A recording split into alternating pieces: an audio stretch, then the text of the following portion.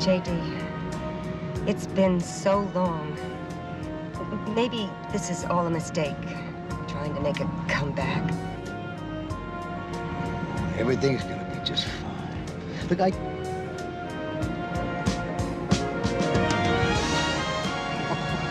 what did I tell you? Look at this. Oh, darling. They did that for me?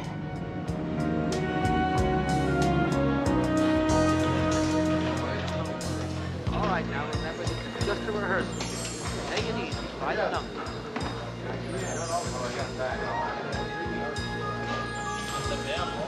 Okay, we're ready. Good morning. This is Army Archer talking to you from Hollywood. And this is truly a good morning. A morning when beautiful Ramona Landers is back where she belongs, in front of the cameras, for the first time in 12 years, making her new film. Well, we'll be talking to Ramona, and we'll also be talking to her co-star, handsome leading man Todd Gallagher, as well as to the film's financial backer, Mr. Miles Gantry, a most interesting man, a Rodeo Drive jeweler who decided to make his movie business debut by backing this lavish production. And of course, to brilliant young producer-director, Mr. Bill Claudius, who's at the helm of this multi-million-dollar spectacular. Crying out loud, she's been in makeup for 3 hours. How long are we supposed to wait? Until the lady appears, not a moment longer. I don't understand you. Ramona Landers is a relic, a haunting ghost from the past. Casting the two of us as star-crossed lovers is bloody ludicrous. It's not too late, Todd. I'll be more than happy to close down production today and recast if you want out of your contract. We can announce it when the press conference starts, if you like.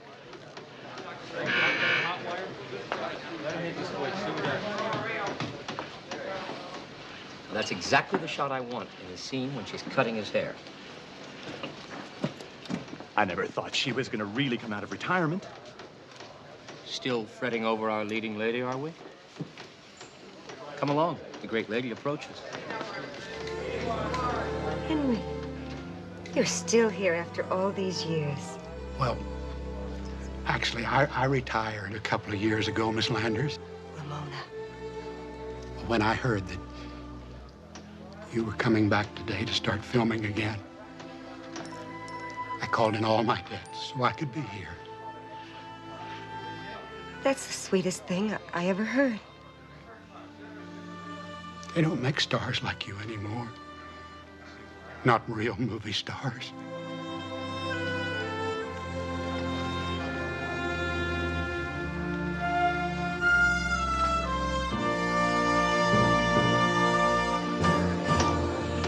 What you still fail to realize is what can make this tired old love story a classic is the age difference between Ramona and you. It'll be like Bo Derek playing Rick in Casablanca.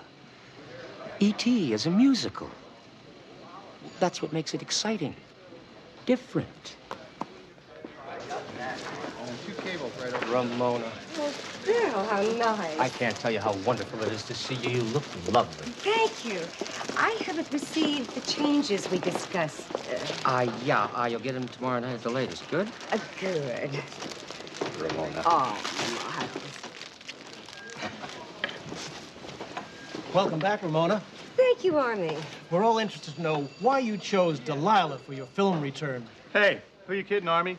Well, if it isn't Todd Gallagher, Ramona's leading man. What really interests America is what body beautiful health nut Ramona Landers really has in her orange juice. What? Come on. Oh, just as we thought, folks. Almost straight 100 proof vodka. So that's what keeps the old girl so well preserved. Keep tape rolling.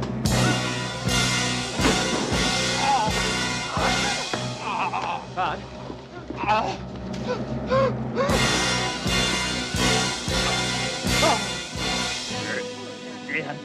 It's just Dane.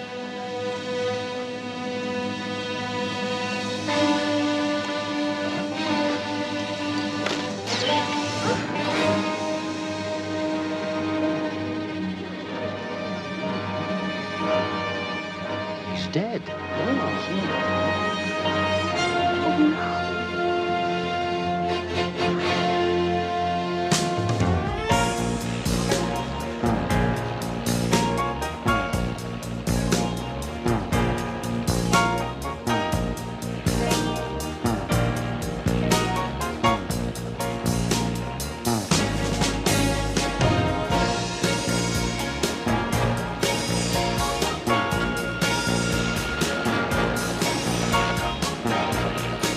There's an old saying that if you want to deal with someone effectively, the first thing you ought to find out is what his passions are. If the lesson that Murray, Houston's senior VP and financial wizard, never has caught on to, I mean, now here he is, way out at the back of Houston's ranch, trying to talk business with Matt while Matt's wrapped up into the passions of his life. Horses and chili.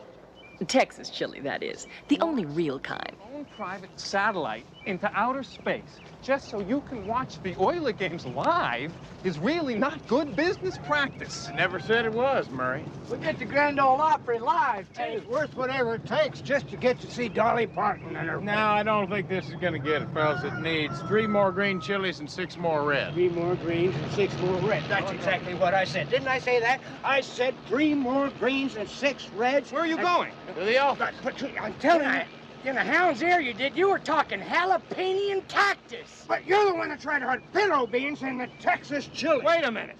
Now, let me get this straight. This is the chili that you've been working on all week? This is the chili that you hope to win the contest with? And in doing so, win that horse, a horse that has become so important to you that I have had to cancel 3 corporate meetings and a merger for? I mean, I don't know why you just don't buy the animal. You see where I come from. We figure winning's twice as much fun as losing. And this here's the chili that's going to do it. So what's your point, Murray? Well, if winning the contest and the horse mean all that much to you, why are you cooking out here, behind the stable, downwind from the pasture? Oh, you just don't know nothing, do you? This here's Texas chili, the only real kind. The aroma's just all part of it. Houston, come on! Stick around for a while, Murray. You might learn something. Now, wait a minute. Look, I drove all the way out here because you said you weren't coming into the office. Well, that was before I found out that somebody tried to kill an old friend of mine yesterday. You see, Ramona Lander's daughter called the office about 20 minutes ago, and she thinks she knows who tried to kill her mother. Ramona Landers? The movie star? You know her? Oh, hell, Murray, I bought this ranch from her. If you knew anything about Texans, you know that practically makes Ramona family.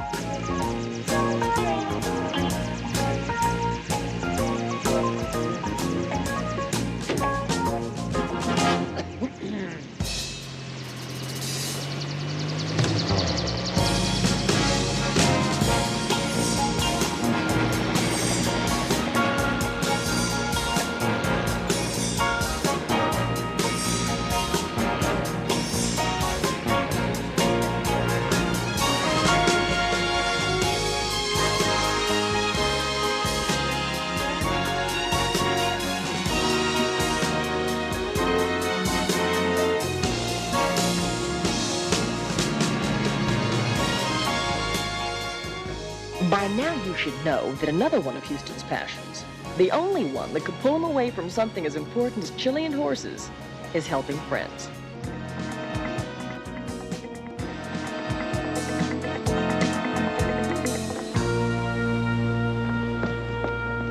Hi. Molly, you're all grown up. Oh, I don't know how to thank you. I didn't know who to turn to. I told you a long time ago, Molly, if you or your mom ever needed anything, all you had to do was call. And I meant that. Now, CJ tells me you got an idea who tried to kill your mother. I do. It's my stepfather, J.D. Harris. He's trying to kill her just like he killed my father and twin brother 7 years ago. Now, that's pretty strong stuff. Have you got any proof? Well, my twin brother, Eric, who was killed with my father, he told me in a dream.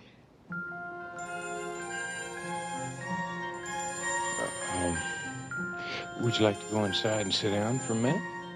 Okay.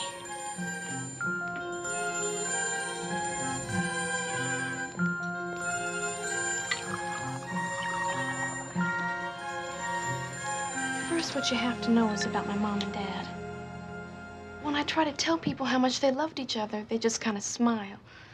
I mean, my mom being a famous movie star and my father being an important director. Well, people think they know all about those Hollywood marriages. Now, listen, you don't have to explain anything about your mother's relationship with your dad. Everyone knows how devoted they were to each other. Then how could she remarry just 2 months after he was killed in a plane crash? And especially to J.D. Harris. He was only a stuntman. And ever since they've been remarried, he's kept her away from making movies and all of her friends. What about the movie she's starting now? Well, that's just it. He couldn't talk her out of this one. And that's why he has to kill her. Because once she's back with her real friends, she'll see he's just been using her. She'll throw him out without a penny. Doesn't your stepfather own a chain of self-defense schools? Right, and every one of those schools my mother paid for. It's just like those books he had published. Nothing he does ever makes money. But Mom's made him her beneficiary.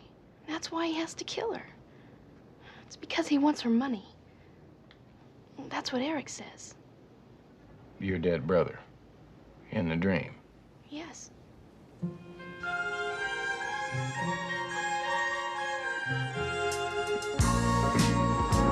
There was no way of telling how much of Molly's suspicions were based on fact and how many were pure fantasy. But Houston reasoned if there was a chance any of them were true, it was best that someone find out. It's a cozy little place you got here. My dad bought it for my mom. They named it Casa de Mantua. Mantua is the place where Romeo and Juliet were supposed to live.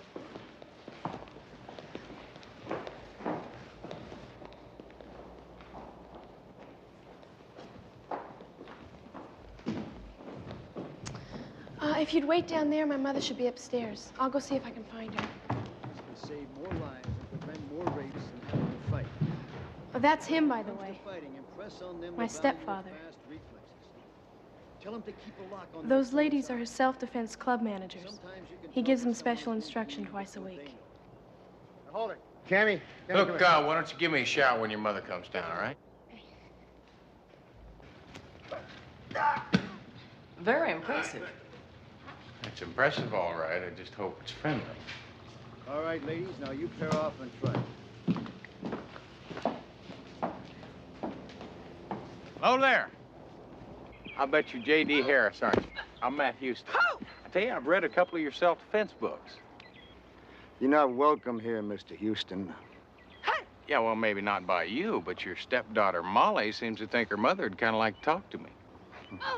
Well, that was a mistake. Now watch my arm. You see, the police are investigating the attempt on my wife's life, and both Ramona and I feel that's quite sufficient. Well, then you wouldn't mind if I just stuck around and heard that from Ramona herself, huh? My wife isn't feeling well. She's spending the day in her room, and I want you off the property as soon as possible. Like now. Houston, the maid says Miss Landers is coming downstairs now. Well, it's been nice talking to you, Mr. Harris. Shit, I want you to leave. I told you I read your book.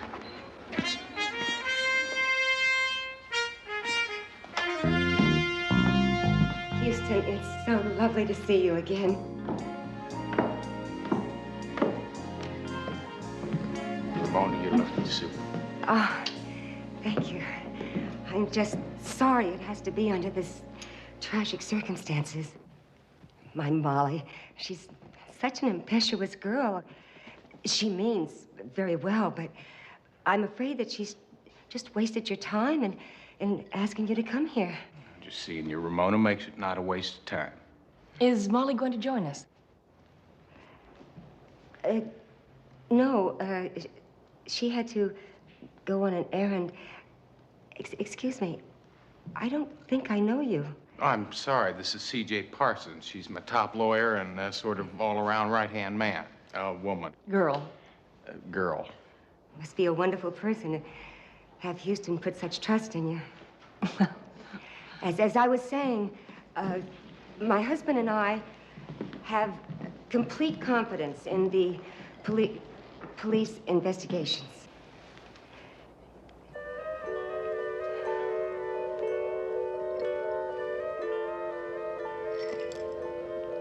Mind if I had a sip of that?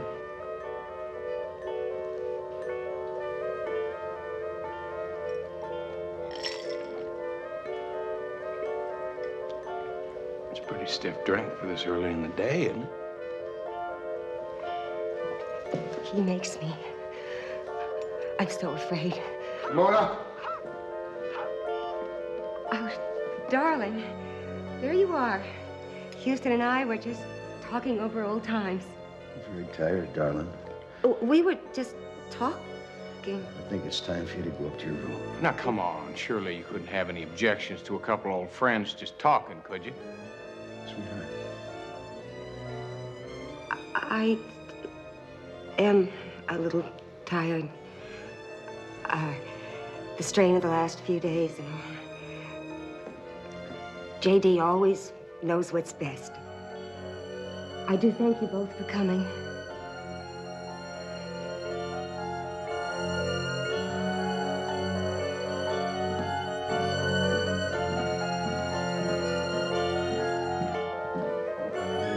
Well, I'd like to say it's been a real pleasure, Mr. Harris, but the only problem is, I've never been much good at lying.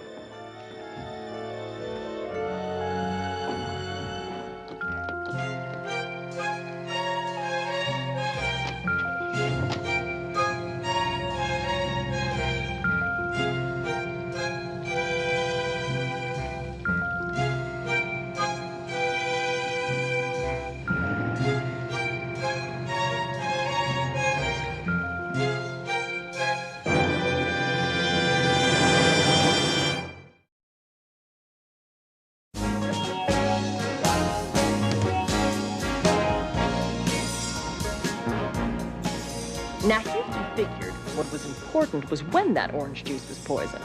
If it was before it was put on the table, then there could be a lot of suspects, like any nut who might have worked at the studio. That's only a couple of thousand. Now, on the other hand, if it was after, it would have had to have been somebody who could have gotten close enough to that table without looking suspicious. Meaning someone in the interview. Right. Your favorite Dr. Chuckles. J.D. Harris himself. Right, Ramona's husband. We both know what his motive could be, and according to Molly, that's money and lots of it. Bill Claudius, the, quote, boy wonder of directors, unquote. Miles Gantry owns a jewelry store on Rodeo Drive.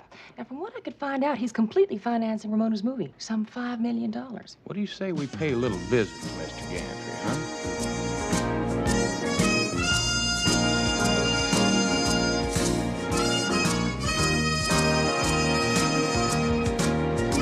Rodeo Drive is right in the heart of Beverly Hills. It's said that some of the most expensive shops in the world are found here. And when you're talking about a jewelry store like the one Miles Gantry runs, well, you're not talking about a store that you can just walk into and browse around. You have to make an appointment. Beautiful Megan wearing diamonds that once had a war fought over them. Our theme for this month's specials is historic jewels in new and exciting settings. The whole ensemble was once $2.1 million, now marked down to the incredible $1.3 million. Good afternoon. I'm Miles Gantry. May I be of some service? Matt Houston, this is C.J. Parsons. Ah, yes, you called about that dreadful incident yesterday. I don't know what I can tell you. It's terrible what happened to Todd Gallagher. You know, he was the type of young man that everyone liked. He was perfect for that role. Are the police making any progress in finding out who's trying to kill Ramona? Well, Mr. Gantry, the police are working on lots of ideas, but I'm of the mind that the killer was someone close to Ramona, probably at the news conference yesterday. Oh, but that's impossible. There was just Bill, J.D., and myself. You certainly don't think that I love Ramona, and frankly, I resent your implication that I might want to do her harm. Adorable Audrey, wearing star sapphires from India that were once paid for ransom by the Maharaja of Kanchipur.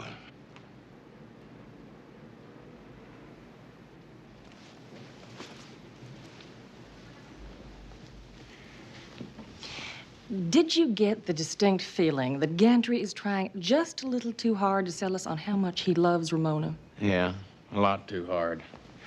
As just wish I could figure out a way to find out exactly what that man's really thinking. CJ. Hello. Hello.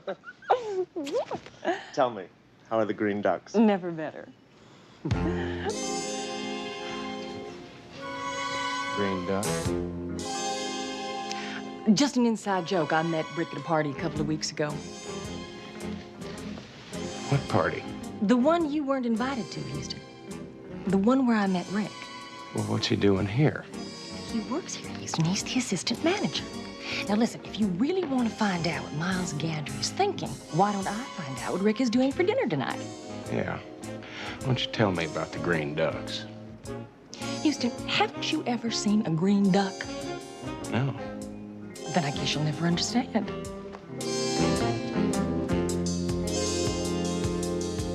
CJ?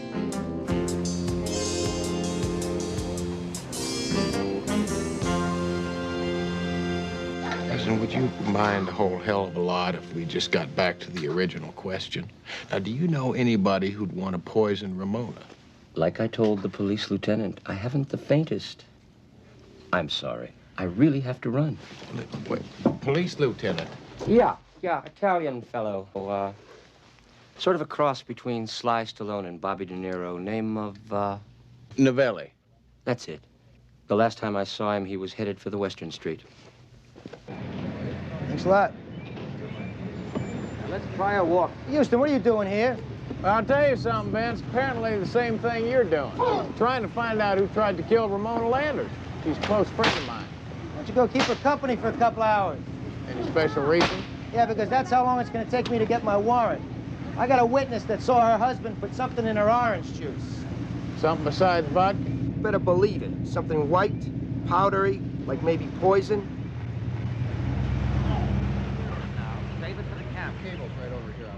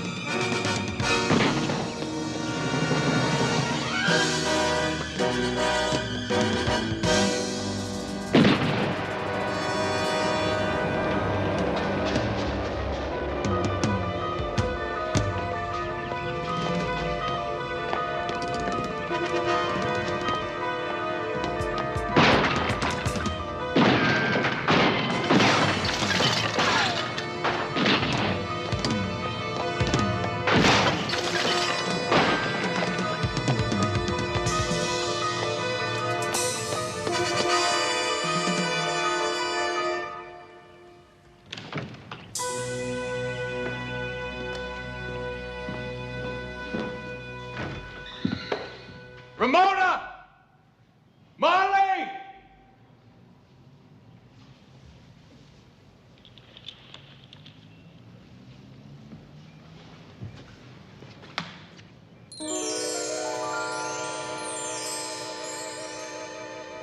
Stop! Stop where you are!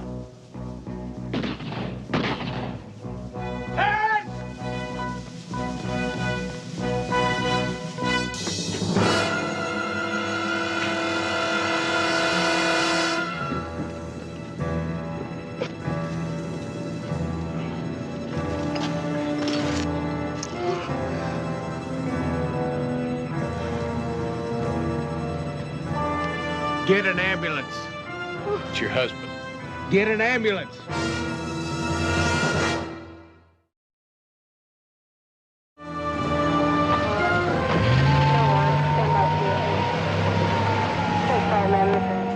How's he doing, Vince? Still alive, but not by much.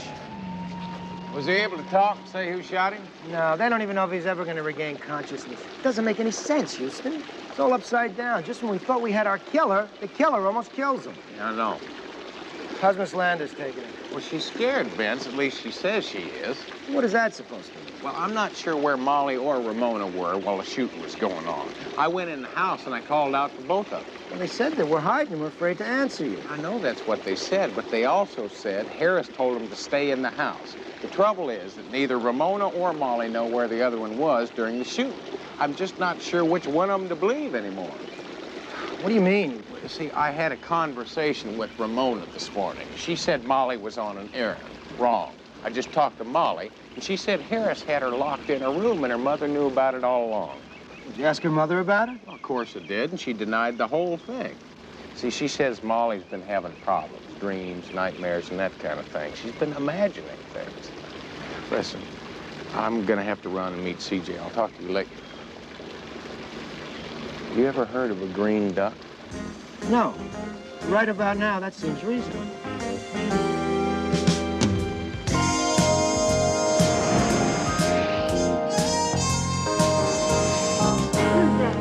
Taste buds of a lizard in heat. Not lime juice, nor tequila. Lamar, you haven't been right since you've been on Jerry Cooney. I don't believe what I'm seeing. What do you two think you're doing? We're making the world's largest margarita.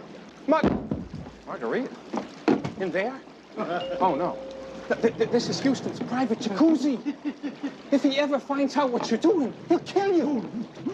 Oh, no. He'll kill all of us. Houston, you have to understand, I knew nothing about this. I just arrived and I am as shocked. Shocked, I say, as you are. What are you fellas doing here? Well, we delivered the chili to the plane going to San Antonio.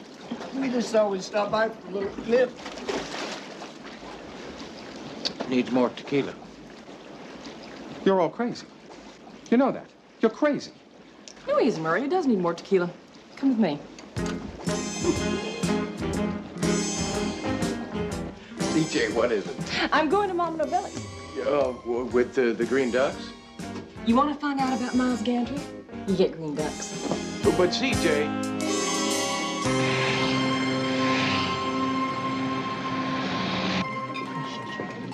By the way, you're doing a wonderful job with those jewels. Are you enjoying yourself? Are you? And how's Miles doing? I'm so glad for you. By the way, there's some more. Oh, here it is. Good. Oh. I'm sorry.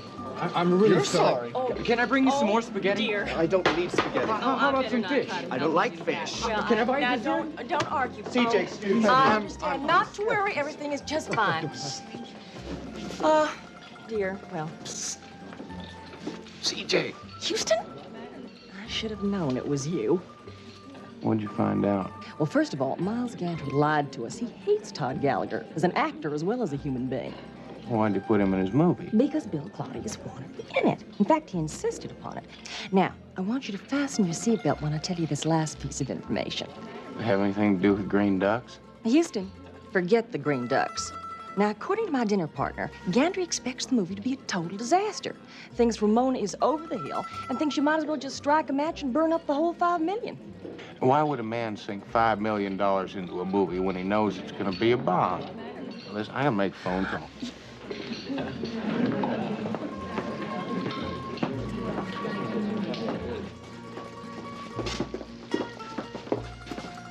Mama, you know anything about green ducks? Vergognati! I wash your mouth out with soap. You ought to be ashamed of yourself. Why? What do you want to know about green ducks? Well, it's because of CJ. Oh, my CJ's a good girl. She should know from green ducks. And don't you tell her, eh? CJ was...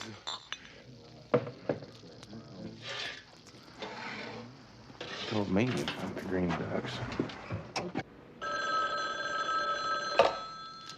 Hello? Molly, listen, I gotta ask you a question. You know that diamond necklace your mother was wearing this afternoon? Was that real or was it a copy made for security purposes? Oh, definitely real. Mom doesn't like fake jewelry. She says only the real ones have any life. That's what I thought. I'll talk to you later.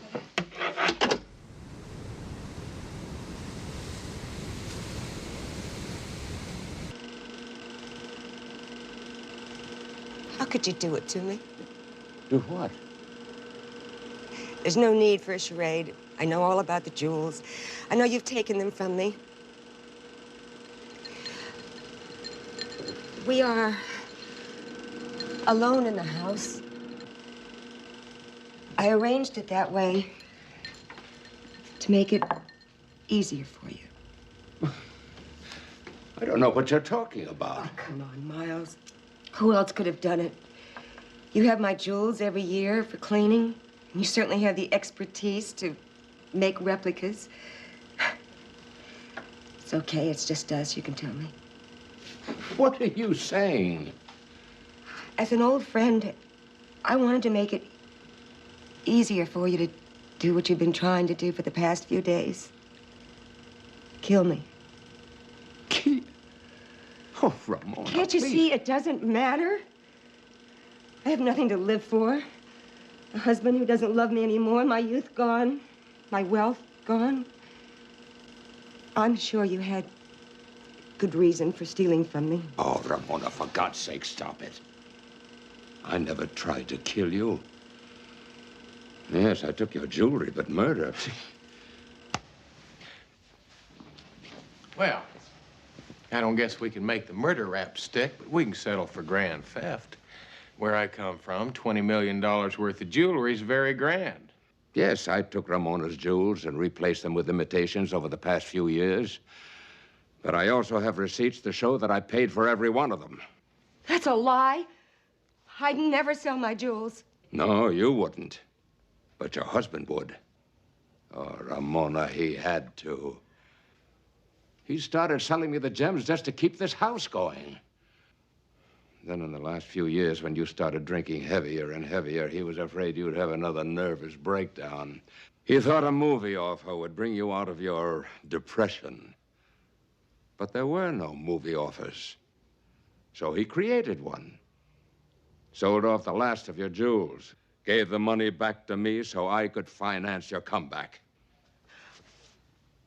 I don't believe you.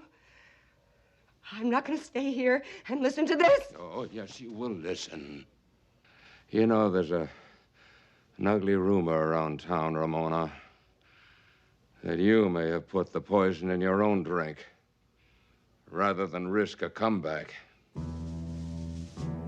What? That's crazy. Is it, Ramona? Is it really?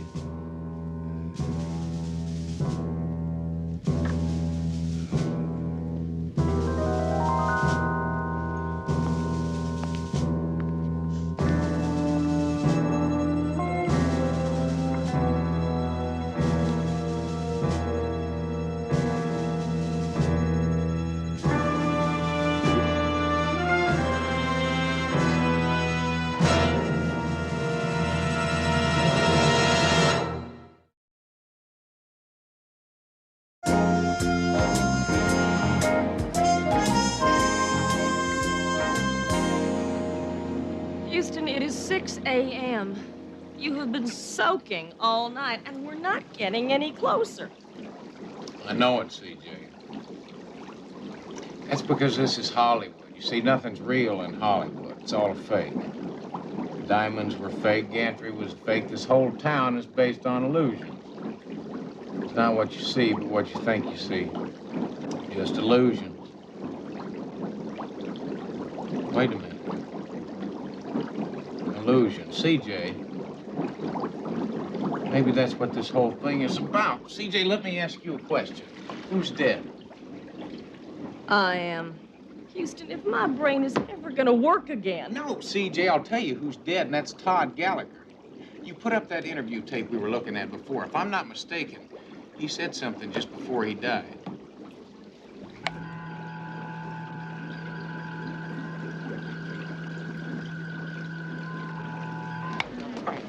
Oh.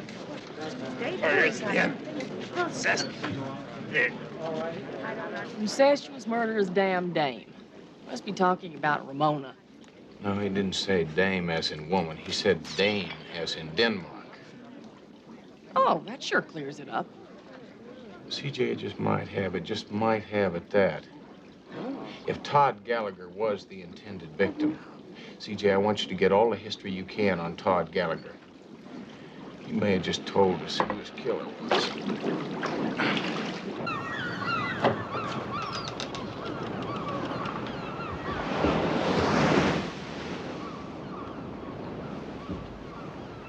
Hello, Bess. Houston, what are you doing here? Probably the same thing you're doing, just trying to follow up a lead. Go home. Clip coupons. It's a waste of time. Just another burglary. Headquarters tried to tie Gallagher's name with Ramona Landers. No connection. You know as well as I do, when a prominent person dies, a lot of second-story guys come out of the woodwork. Usually, while the funeral's going on. Oh, did they get anything of value? Who knows? The only person here is the maid. She doesn't speak English. See you later. All right.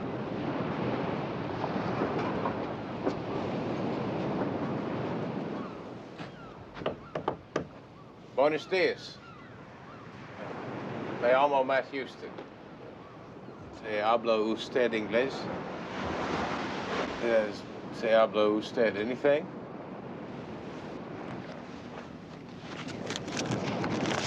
¿Habla usted Ben Franklin?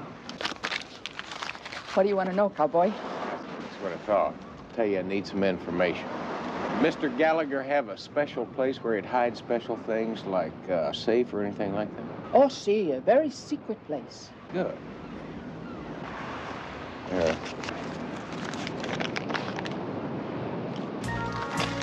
Sígame. Aquí.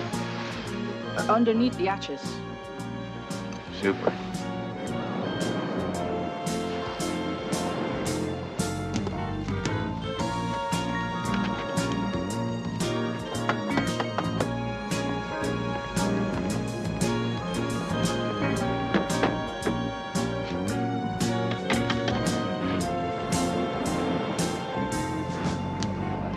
Are you hungry? Would you like some hot coffee and toast? I'd love some. Why don't you make mine black?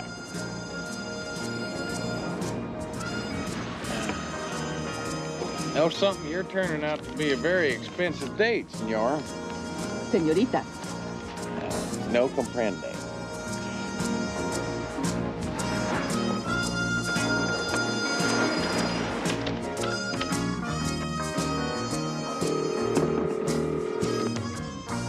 CJ, what'd you get? The information you wanted on Todd Gallagher? About 8 years ago, when our friend was in college, he did appear in a production of Hamlet. Yeah, let me guess. He played the role of Hamlet. Houston, if you knew all this, why did I bother? See, that's what I'm getting to. See, at the end of the play, the king poisons Hamlet. He's also killed his father. And he marries his mother, then he kills her off, too. They talk about violence on television. Anyway, he attacks the king, saying, incestuous, murderous, damn dame. Oh, terrific. Now all we have to do is find out who the king is. I think we just have.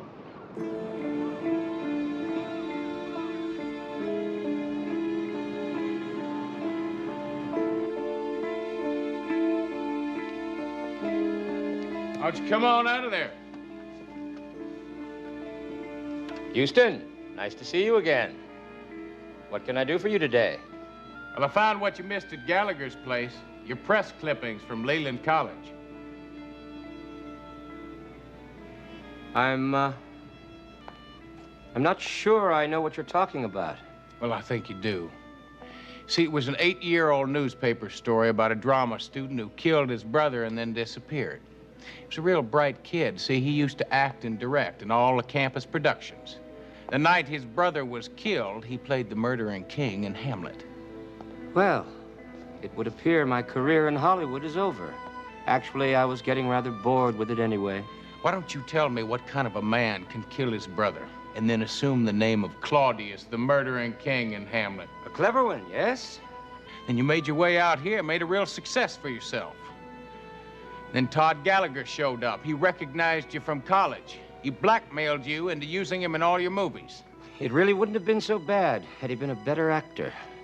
Then you found a way to get rid of him, didn't you? You knew how upset he was about playing opposite Ramona.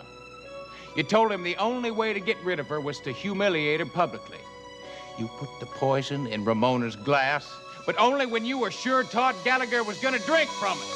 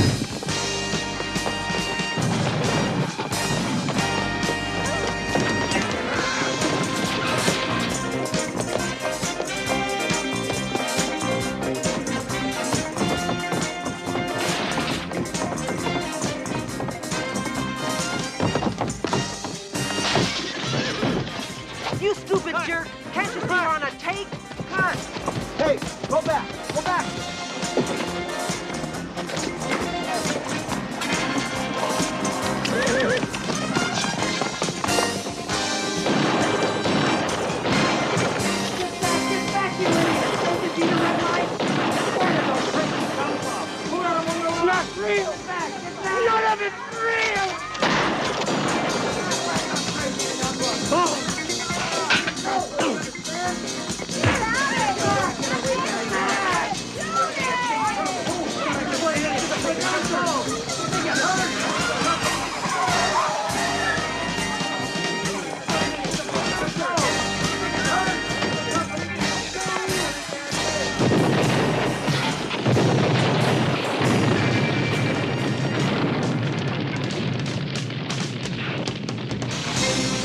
Could have been killed. Huh? The car. The car.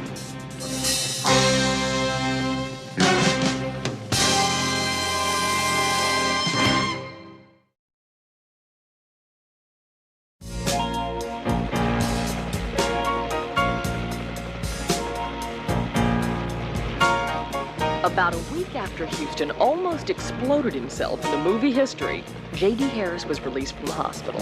And he explained that the white powdery substance he was lacing Ramona's drinks with were in fact multivitamins to keep her strength up. And Ramona, finding out how much her husband really loved her, well, she seemed to be getting better herself. But the news that has Houston all excited today is that he found out he won the chili contest. And his prize horse was already here. Oh yeah, the bad news. I'm afraid that's what Bo and Lamar are about to spring on him. My horse. He's here. He's in there, isn't he? Well, yeah, but, But what? well, it's nothing, Houston. It was just kind of good news and bad news. Like, you remember we had that rain last night? Wait a minute. He didn't take sick, did he? Oh, no, nothing like that. It's just that, well, he kind of, shrunk. Yeah.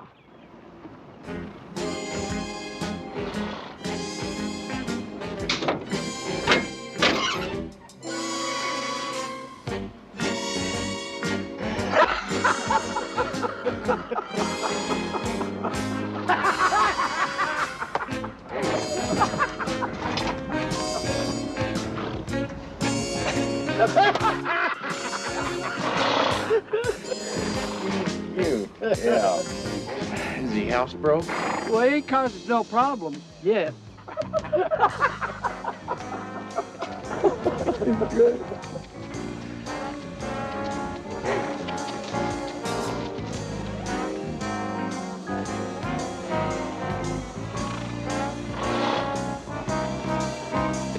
Oh.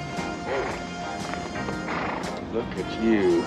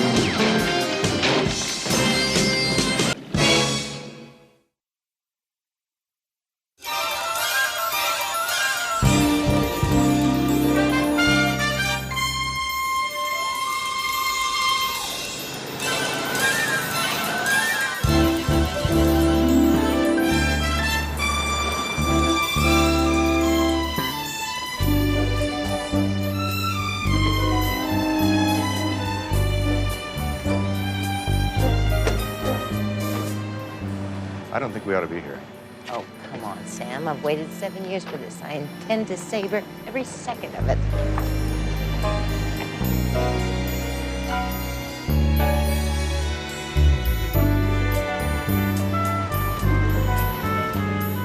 Drive around to the side, Peters.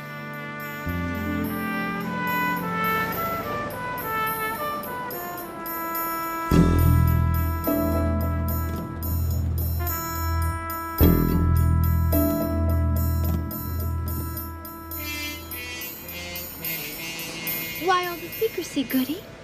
Listen carefully, Twin. It all has to do with the element of surprise. If Pierre Sedan had the slightest inclination that J. Hamilton Goodfellow... World-famous gourmet and critic par excellence. were about to critique his highly overpriced eatery. Well, let me put it in simpler terms, Twin. Did Cain send Abel a Western Union death threat? Did Delilah sharpen her scissors in the presence of Samson?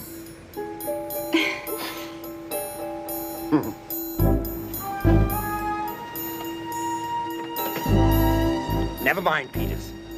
Come down. Quietly.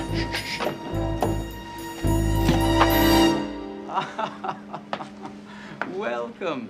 How nice of you to grace my restaurant. Oh, stop smiling like a dyspeptic cobra, you handsome frog. You ruined my surprise attack.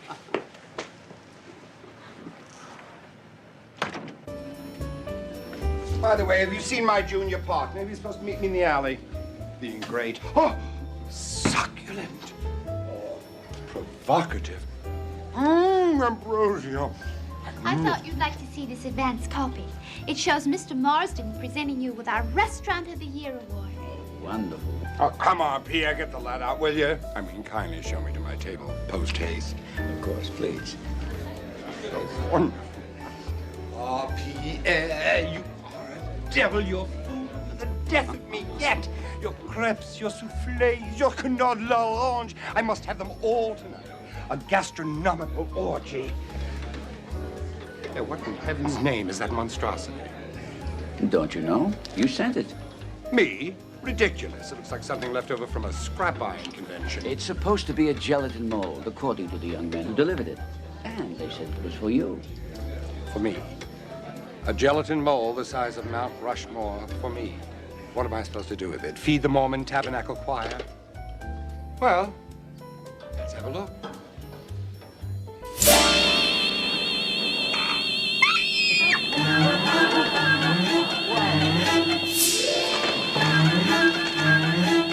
It's Mr. Marsden! Somebody's murdered my partner.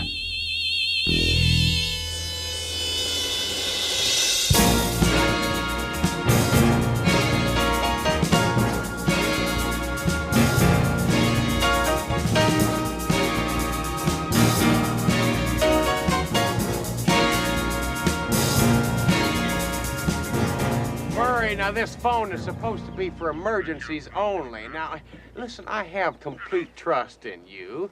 Now, if you have to make these executive decisions, I mean, why don't you go ahead? I trust your judgment. Now, if you think Houston Industries really needs to switch over from manual pencil sharpeners to electric ones, then why don't you go ahead and do it? Now, how'd you get this phone number? I don't even have it myself yet.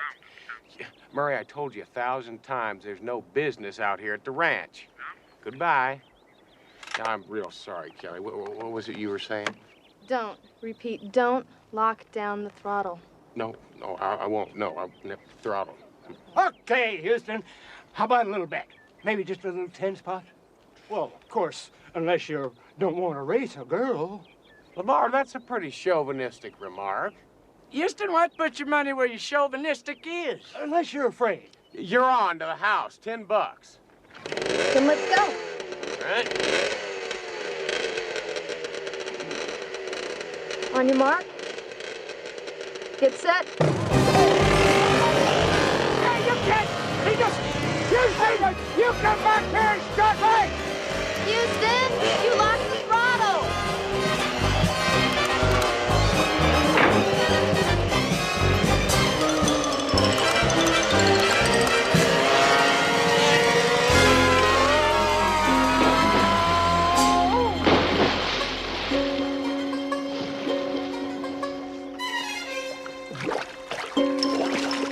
Don't lock off the throttle. Don't lock off the throttle.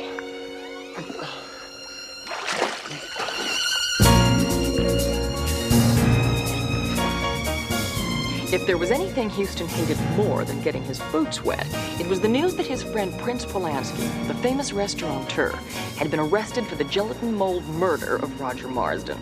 So, after he changed his boots and his attitude, we headed for the Prince's restaurant to find out why Novelli had arrested him. Well, I'll collect the information on those people closest to the victim, like you asked. But the case against the Prince is... Hello, Vince. How's it going this morning? Sorry, Houston. I heard you and the Prince were friends. I think we just found the murder weapon inside. Brian, what might that be? A very large gelatin mold. Still had traces of orange gelatin in it. Well, Vince, there must be hundreds of those around town. Made in Russia, 1937. Oh. Russia, 1937. How'd you figure that out? Modern scientific technique. Turned the mold upside down, rubber was on the bottom. Yeah, well, Vince, listen, I'm sure the Prince has an ironclad alibi. Your client was home, alone, and asleep. Well, in that case, his alibi is liable to end up in the Guinness Book of Records as the weakest one since Benedict Arnold flunked his polygraph. Yeah, Vince, I mean, the man's a widower. You want to see him at the White House, tap dancing at a press conference? Houston, you better scoot your boots or it's going to be arraignment time. Oh, that's right. Listen, would you give C.J. a lift back to the office? C.J., warm up, baby, and get started on the information. I'll take care of His Highness. That's American justice, eh? American justice. First, I'm arrested for a crime I didn't commit. Second, I gotta put a fourth mortgage on my restaurant so I can pay you back for the bail that I have to put up for that. And on top of that, me, a prince of royalty, I have to put up bail while the legitimate criminals with our list down to here, they go out free on their own recognizance. Recognizance, whatever it is. Listen, Prince, now you got to explain to me a little more about this gelatin mold that Novelli found in your restaurant. I mean, that's pretty incriminating stuff. What's the matter with you? I'm a world-class restaurateur. I, Prince Sergei Peter Ilyich Polensky.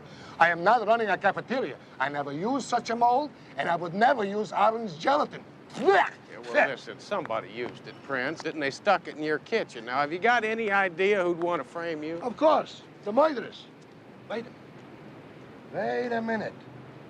Do you know why the judge made that bail so high? He was afraid I was going to run back to Russia.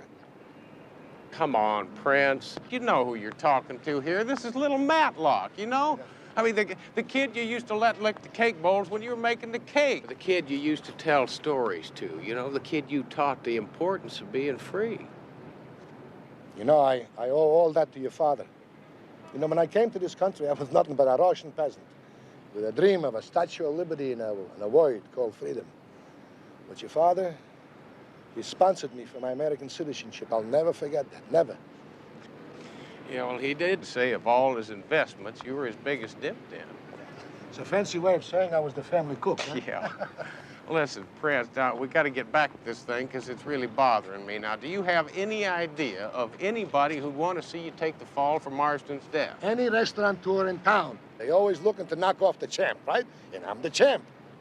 I was the champ, till they ruined me. Yeah, well, they, meaning Marston and his partner, J. Hamilton Goodfellow. Who else? Yeah, well, listen, the police told me that you threatened to kill both of them. And they deserved it. They ruined me. For what? They don't know the difference between a plate of borscht and a banana.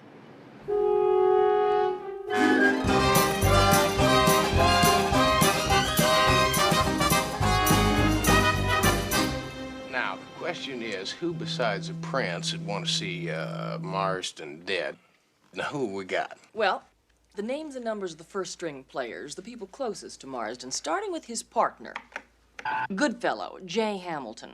The J doesn't stand for anything. He gave it to himself as a present in order to be different.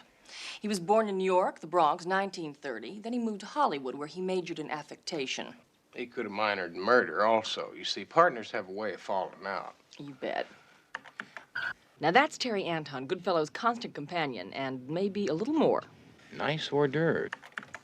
Pierre Cerdan, former French decathlon champ, soccer star extraordinaire, Marston's best friend, and the owner of the restaurant where the body turned up. Listen, any idea on who made the delivery yet?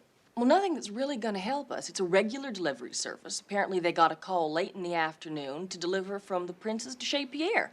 Well, who made the call? Well, this is the part you're not going to like. Apparently, it was a man with an accent who called himself the Prince. Oh, swell. Who's next? Kate Riley. She's the producer-director of Marsden and Goodfellow's television show. Most importantly, she's Marsden's ex-wife. Ex-wife as in bitter divorce?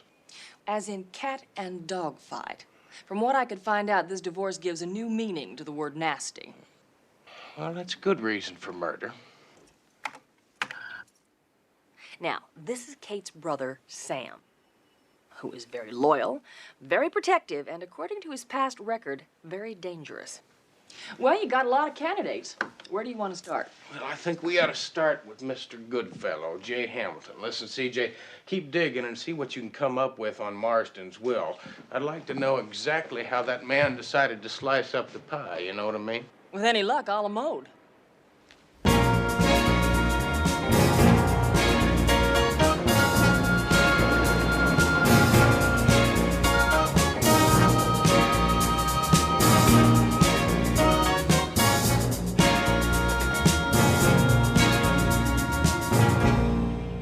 Promo's almost over.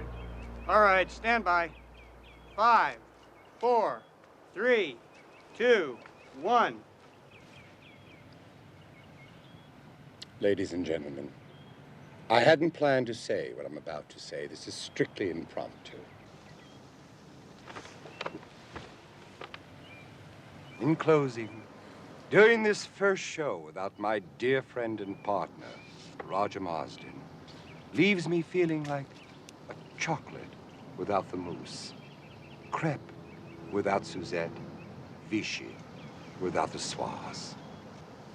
It's lonely here without Roger.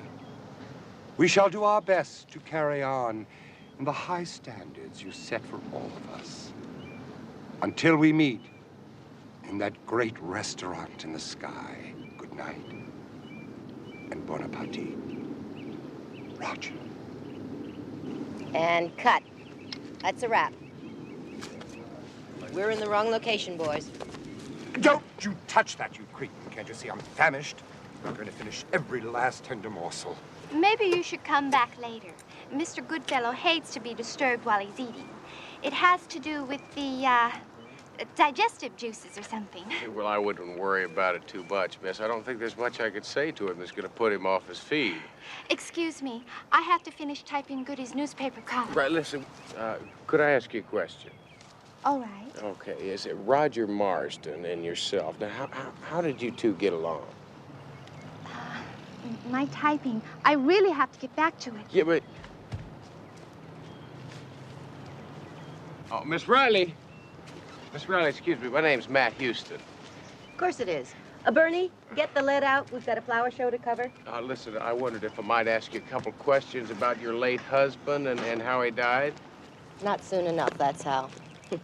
Should have happened years ago. Excuse me, please. But I really did, Kate's busy. She hasn't time for you now. Listen, partner, maybe your owner ought to tell you about the new leash law. Now, why don't you take your hand off my shoulder?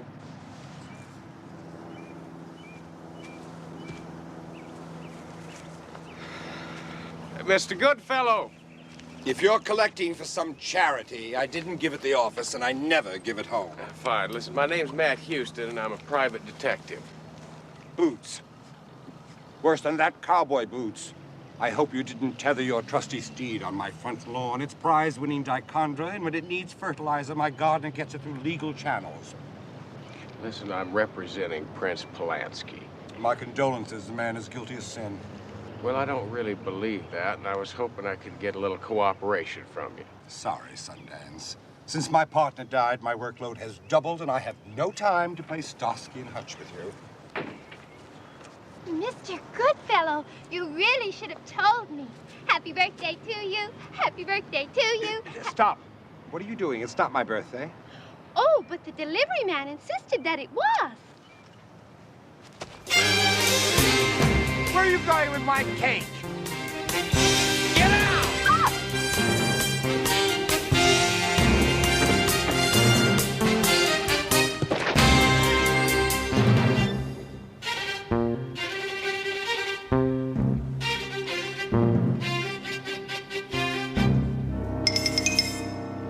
You ruined my birthday cake! Well, I thought it was a bomb. I mean, you're the one that told me it wasn't your birthday. Well, it isn't, but I love birthday cake, especially the frosting. I wonder who sent it. Oh, this came with it. Oh, may I? Thank you. If you like Marsden gelatin, you're gonna love Goodfellow Under Glass. It's unsigned. Appears to be a death threat, Mr. Goodfellow. It's ridiculous. It's just a silly prank. Don't you think? Well, I suppose it could. Perhaps I will cooperate with you in exchange for protection. You got it. All the protection you need if you tell me everything you know.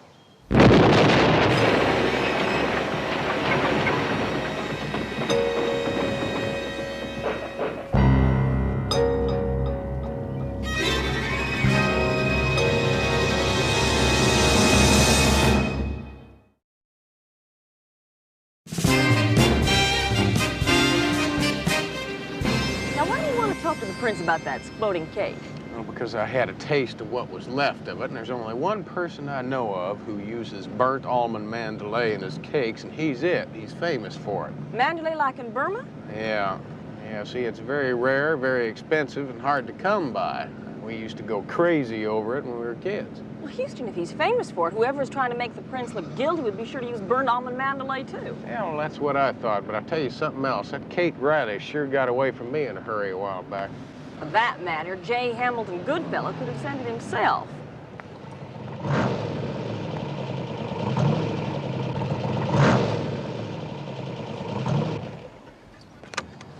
You're looking for the prince, forget it.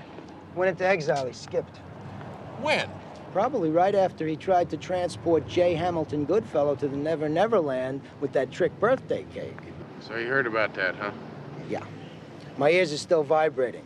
Let's say that Goodfellow is not exactly crazy about being murdered. Any idea where he might have skipped to? Probably halfway to Moscow by now. If Interpol doesn't catch up with him, you're going to be out a lot of pocket money, Houston. Now, Vince, it's not the money I'm concerned with. I know that man. Sorry, Houston. I think you're back to loser this time. Vince, you... Boy.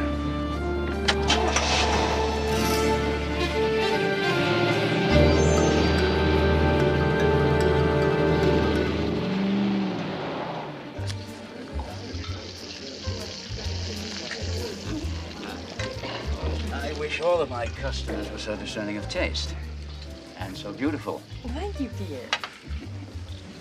Listen, Pierre, I hate to interrupt business with pleasure, but I need to ask you a couple questions. Now, have you got any idea why you inherited the corpse? None whatsoever. That kind of publicity I don't need. Well, look, any idea who killed Roger Marsden? The mystery, if indeed there is one, doesn't seem to be so deep. From what I've read and heard. Yeah, I see. So you're nominating the prince, huh? Oh, no. I don't want to knock Polanski. He's a competitor. He was a competitor. This business runs in cycles. The prince had his day in the sun. Today it's my turn. Tomorrow, who knows? I owe my current success to the late Mr. Marsden and his partner, Mr. Goodfellow. Our rave reviews place Chez Pierre where it is today.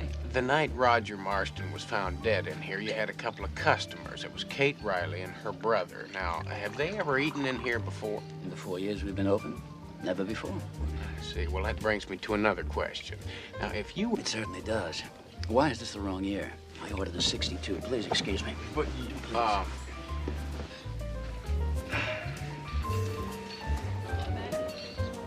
Something's bothering you. It's not the wine, either. I'll bet it's the fact that Kate Riley and her brother come to this restaurant for the first time, and they find her ex-husband in a gelatin mold. Yeah, Pierre was real anxious to tell us about it.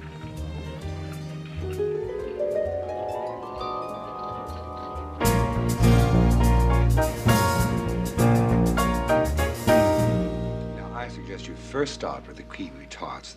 Marvelous. Then go to the apricot tarts. Then try the orange cake. Graduate to the chocolate cake. Go to the berries and that wonderful pyramid of puffs. And then lime cake. And then, oh, look at that number over there. As a matter of fact, you can have anything you want. Have anything on the table, except the candles, of course. Murray, what in the name of Too Tall Jones is going on here? It's him. The man who came to dinner really came. See for yourself. Oh, hello, Sundance. Welcome. Come right in. Make yourself at home. Is this Mrs. Sundance? Nope, they call me Butch. That's because my mom addresses me so funny. Excuse me, Mr. Goodfellow. This might be a silly question, but what the hell's going on here? Well, it must be perfectly obvious. You now have J. Hamilton Goodfellow as your own personal guest. Well, how'd I get so all-fired lucky? Elementary, my dear Sundance. After all, you did promise me protection after my birthday cake went that-a-way, remember? Yes, I do. I do remember something about protection. Houston probably means police protection. That's right. Put you in a very interesting cell where nobody can get to you. What, you got rocks in your head or something? Me in a cell? What, are you crazy? Oh, I don't think it'll be all that bad, Mr. Goodfellow. I would soon starve to death. I would starve to death. Never mind. Never mind. I'll just walk out of here with no protection. I'll get out on the streets and make it simple for Prince Polanski, whom you got out of jail, to kill me. Please don't feel any guilt when you attend my funeral. Far be it from me to ever say that my death is on your head. Oh, Don't do it, Houston. This is a place of business. Besides, we don't have a bedroom. You certainly do. I took the liberty of having a cot and certain other amenities moved into somebody's office. I think they said his name was C.J. Him is a her. C.J. is me. I do wish you would stop changing your name, young lady. Well, never mind. I'll try not to mark your walls when I hang my paintings. And you'll find me an exceptionally charming guest. You'll love me. Trust me. Now, it's time for my beauty rest. Come along, darling. Time for our beauty rest. Ta.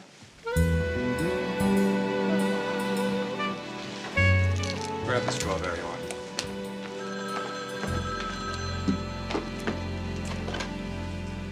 Houston, for you?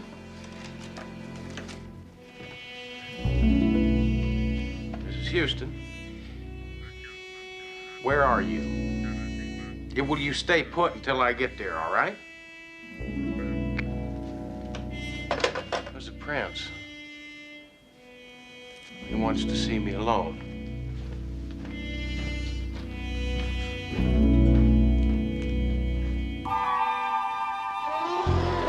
Come, my sweetheart. That's it, darling. Come. Hey, come. I got popcorn for you. Oh, yes. I got all kinds of popcorn. I put special butter on, and then I put on a little garlic salt, so it'll taste good. Okay. Now take all the popcorn you want. Now, be very careful. I got a lot of butter on there and garlic salt, so don't bleed on each other. All right? Go ahead. Have fun. Oh, Matlick, I'm glad you came. Well, I had to protect my investment, now didn't I? Oh, look, the bail money, I'll pay you back. No, not the bail money. My investment in an old friend, Prince. Why'd you skip out? Well, it's obvious, no? Huh? That Commissar Novelli, he's got an ironclad case against me, huh? Yeah, now it's very ironclad. I mean, with that stupid cake bet, not to mention the card. I just thought maybe I'd smoke him out, you know? Well, what was the cake supposed to do? Blow him out? Look, I didn't know what I was doing. Anyway, what's the difference? I mean, you were there, a great detective like you knew what to do right away. And besides, there was no danger, no? Danger? No danger? You didn't see that shed go up. Now, Novelli is going to consider this attempted murder. Oh, no. Look, not like I was just trying to help, that's all. That's fine, Prince. Now, would you do me a favor? Just tell me why you went after Goodfellow. I mean, do you really think he killed Marston? I don't know what I think. I'm confused. I'm scared. I'm scared, Matt. You and me have been friends for an awful long time, you know? Now, you got to trust me a little bit now. We'll get this thing worked out. Now, you got to give me 1 hour with Novelli so I can sell him on the truth. Now, you meet us at Mama Novelli's restaurant, all right? Huh?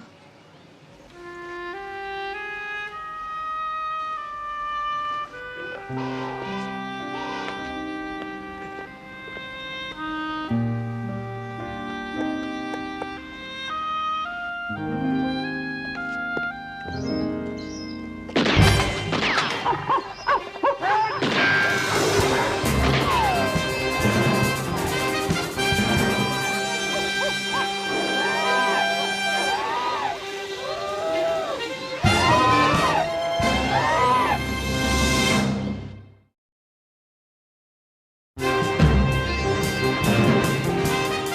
Houston, if it wasn't him shooting at you, who was it?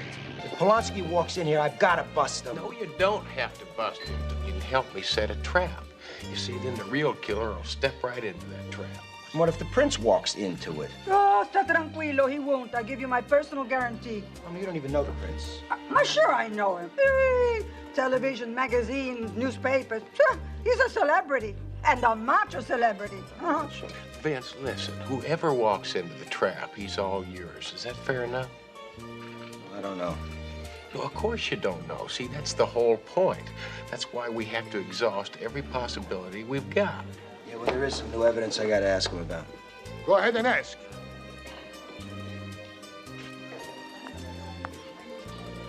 Saverio? Welcome. Welcome to my humble restaurant, Your Royal Highness. Thank you, Mrs. Novelli. Oh, call me Rosa.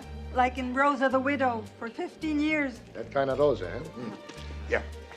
Listen, Prince, you remember the zoo, the shooting? What happened? I was looking for you. I ran, and somebody was shooting at me, and I didn't even turn around to look. I mean, I don't know who I'm running away from anymore. I mean, is it Marsden's murderers or the police? Or who am I? Everybody's running after me. I should read you your rights, but first I have to ask you a question. Go ahead, ask anything. 4 days before Marsden's death, you received a very large quantity of orange gelatin, enough to float McHale's Navy. Is that true? 8 cases. 8 cases orange gelatin. I didn't want it. I want to send it back, and the driver said, no, it's already prepaid. And that night, somebody came in and stole it. And you didn't file a police report? I thought it was a joke. I mean, 8 cases orange gelatin, what am I going to do with it? No, I didn't call the police. What for? Excuse me, Mr. Houston, there's a phone call for you. Excuse me, please. Vincenzino, credilo. Listen to the prince. His Highness is an honest man. Thank you, Mrs. Novelli. Actually, it's been 15.5 years, eh? Rosa.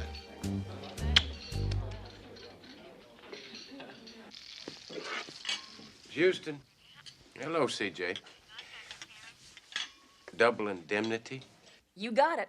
They may have been divorced, but Kate Riley stands to get $400,000 from Marston's insurance.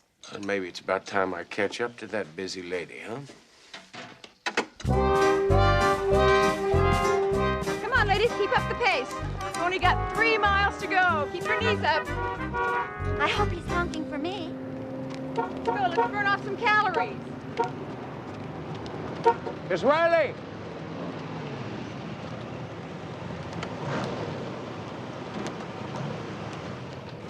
Yeah, we almost met the other day at Goodfellas' place.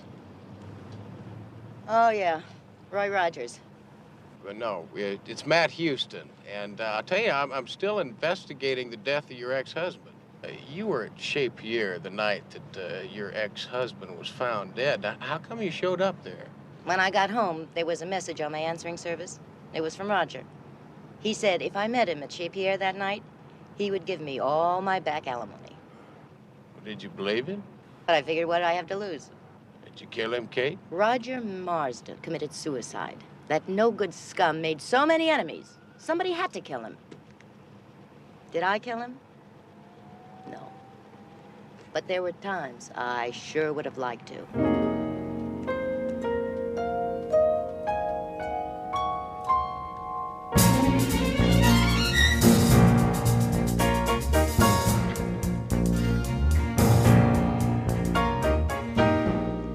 Bud Spellman, newsroom, please. Thank you. Yeah, Vince, how's the prince doing? It's driving me nuts. I signed my best man to tail and play bodyguard. Polanski tries to lose him. Well, Vince, now the time for action is now. Now, you agreed to help me set this trap. Now, I'm going to be the bait, all right? Would it matter if I said no? Well, yeah. But you're not going to say no, are you, Vince? Yeah, Bud. Yeah, this is Matt Houston. Listen, partner, I need a favor from you. Yeah, I need you to announce on your afternoon news broadcast that I'm going to name Roger Marsden's killer on J. Hamilton Goodfellow's television program today. You do that? Appreciate it, Pard. I owe you one. Thank you. Hey, Houston, anybody ever accuse you of not playing with a full deck? Mm-hmm. Oh, it's revolting. It's awful. Positively terrible. Well, worst television script I ever read. Who wrote it? I did. Not that I can't write. I'm brilliant. But Rusty, my partner, used to handle this sort of thing.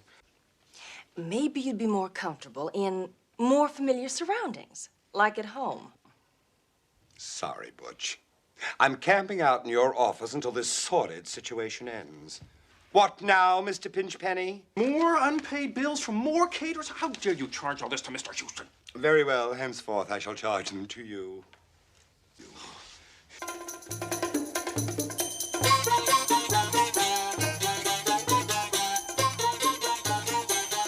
My petal.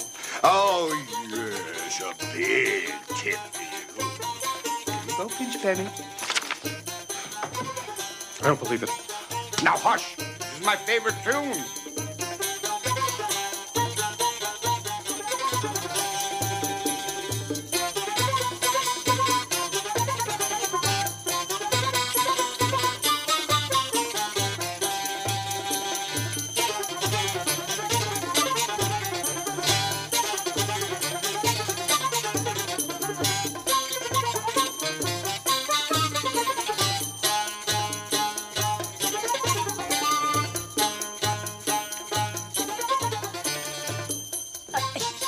Houston, I thought you were going to get him out of my office. Yeah, I'm working on it, CJ. I just haven't found a crane that'll reach the penthouse.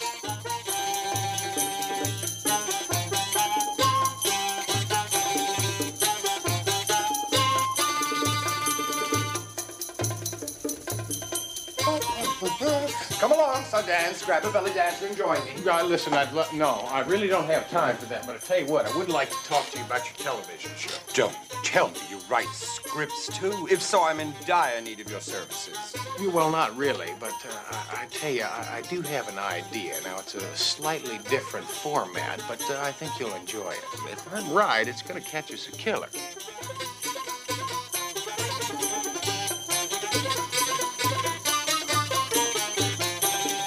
Okay, we'll open on a loose two-shot, then come in for a single on Goodfellow.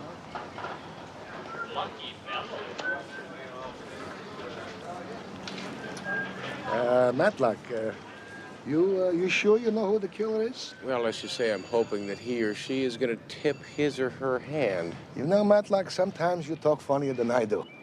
At least I have a reason. I'm mad. You see him standing there so confident and cocky and sure of himself? You got to admit, Prince, he's got the #1 restaurant in town. I don't know why the critics, they turned against me. They ruined my restaurant. For what? I mean, they heaped all the praise on him. I mean, he couldn't have got better publicity if he paid for it. I mean it. Don't worry about it, Prince. We'll take care of it. Yeah. Fine. I'll see you at the restaurant today, all right? All right, bye-bye. Well, I really didn't expect to see you here, Pierre. Oh, why not? Roger was my best friend. When I heard you were going to reveal the killer, I wanted to be here. I hope I don't disappoint you. You know what you're doing, Houston. I hope you know what you're doing, Novelli. I got more cops in the area than Take Two Video's got technicians. Frankly, I think this whole charade is a complete exercise in futility. A little more curl. I mean, no self-respecting killer is going to murder anyone in broad daylight, knowing full well that this place will be crawling with fuzzies. Or you still call piggies? It was like an apple in your mouth. How dare he? Mr. Houston, I hope you're a big hit on the show, telling the world who the killer is. We can use the ratings. As well as a competent producer, director. Quiet, Pac-Man. This is my domain. I've just had the most awful thought. I do hope that the killer is a good shot. Otherwise, he might miss Houston and hit me. Now, would you get your exalted buns over here before this producer-director makes you a falling star? Sit on it, Kate! Oh, that woman is so exasperating. Hold it, Houston. We gotta get a mic on you. Harry!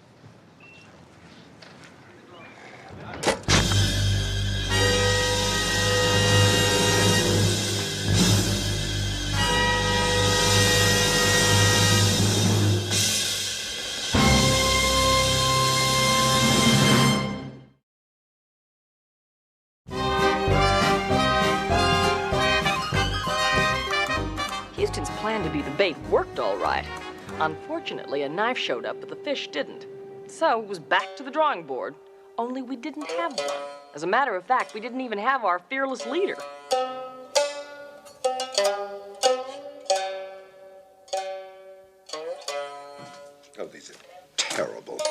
Positively revolting.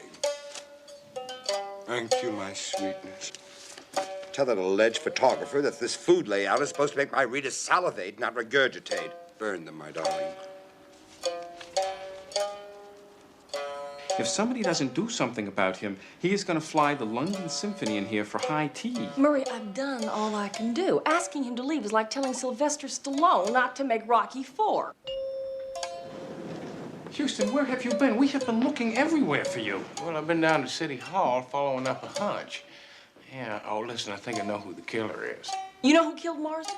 Well, I think so, but now all I have to do is prove it. But anyway, CJ, I'll explain all that at the first annual Matt Houston Crime Busters picnic.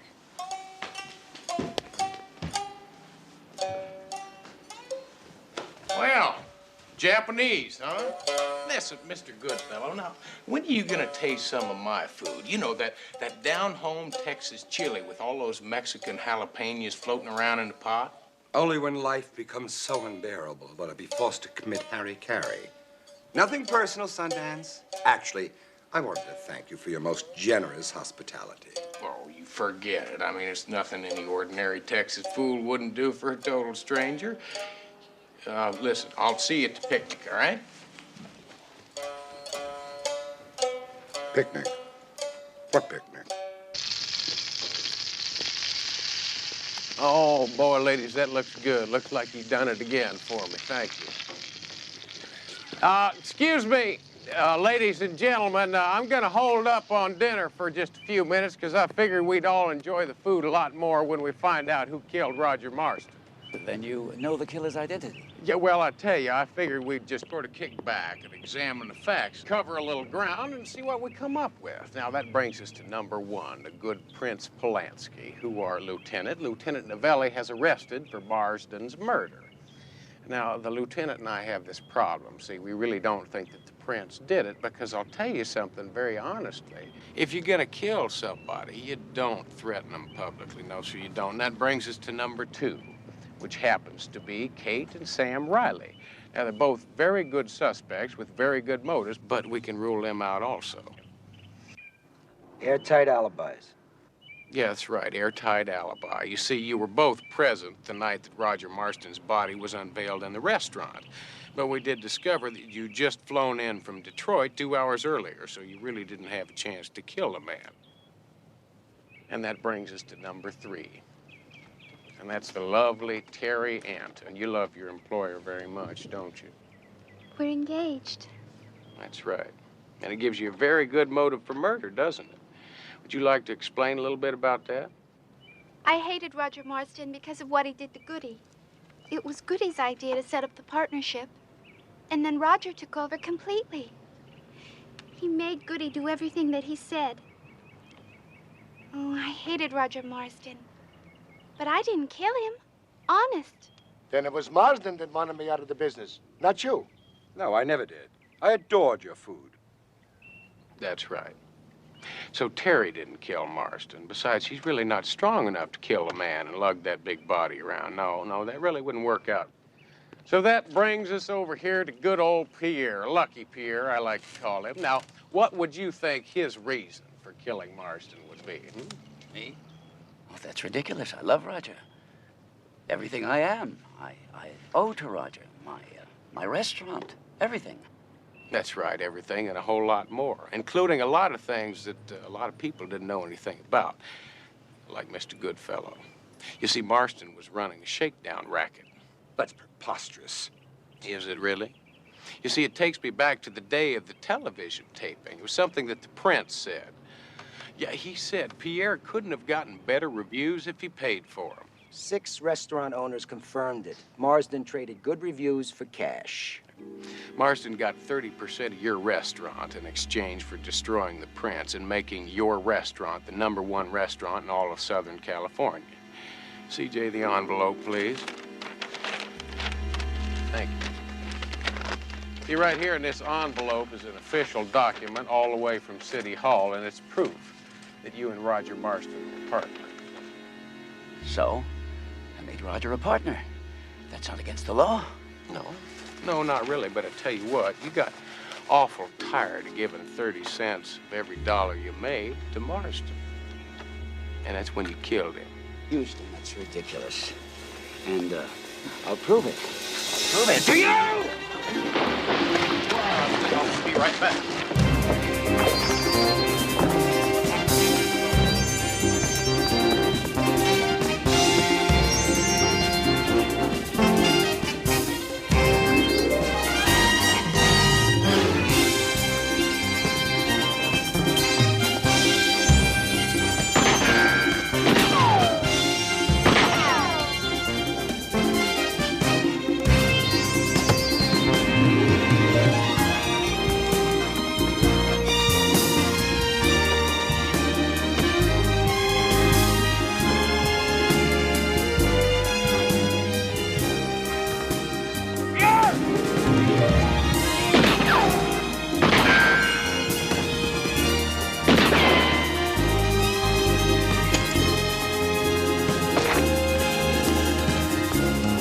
Do it, Bo. I'm warning you. If Houston should happen to catch Relax, you... Lamar. I done told you, Houston. And that ain't your march. You can't be running off like that. What? What is going on? I'll explain later, fellas. Don't lock the throttle!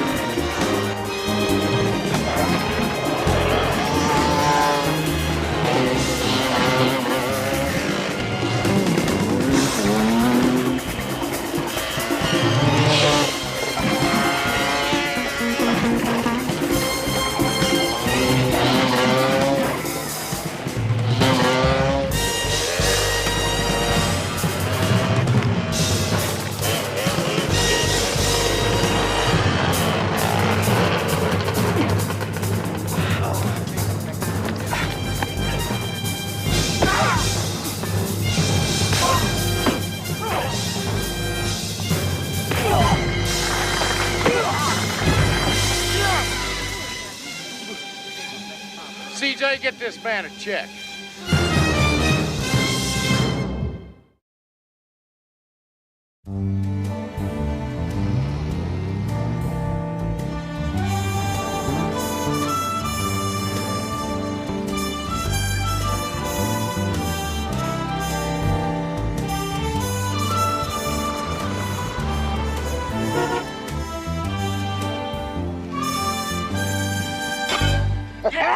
That's 3,612 to 3,606. Over here, boys.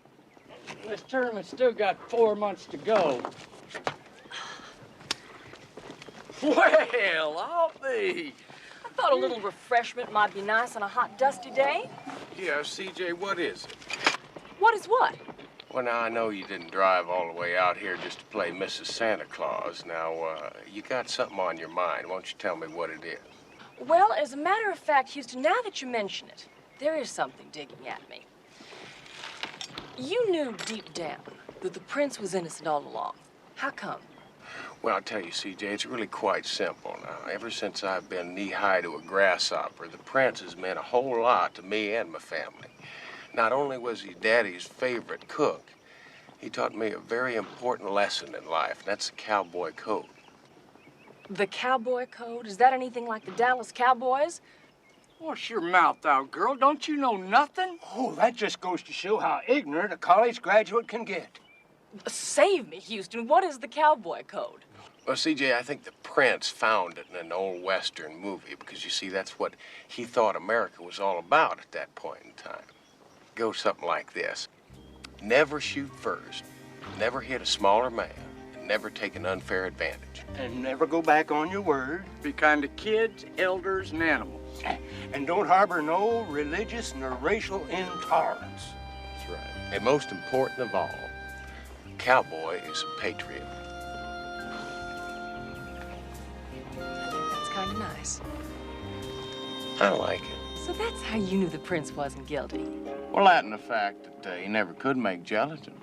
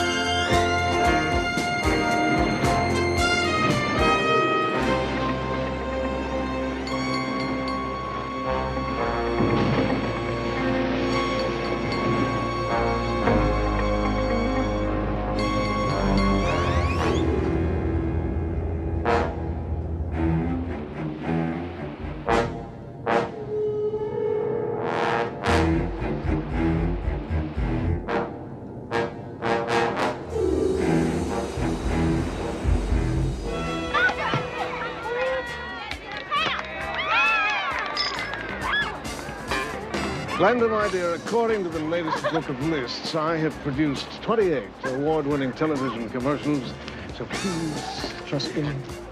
Scott, I love you, so of course I trust you.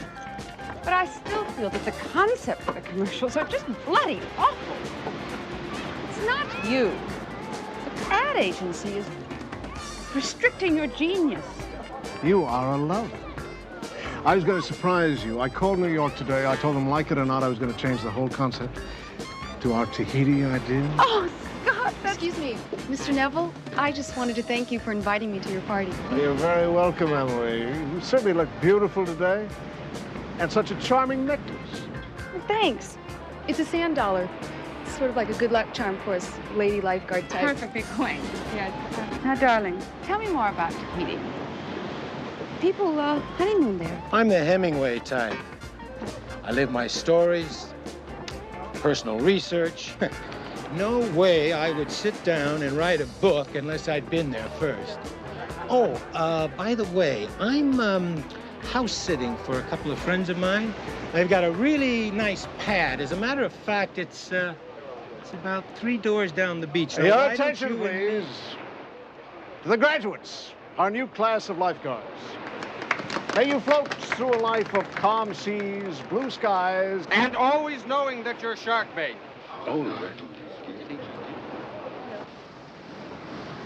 Oh, excuse me, was that a poor choice of words? Well, why don't we all just step up to the table and help ourselves to the food? Who knows, lifeguards, it may be your last. You have a very unfunny, crude mouth, pal. Here, Phil, don't. I'll take one. I love fortune cookies. Come on, what does it say? It says, don't go in the water. Then maybe you shouldn't. I'm gonna punch your lights Phil, out. don't. You think I'm afraid to go in the water just because one female lifeguard happened to be killed by a shark? Did I say that to her? Look, what happened to Kelly was bad luck. But you don't scare me. I'll show you. Em, you don't have to do that. Oh, so you're the one that's afraid of the water.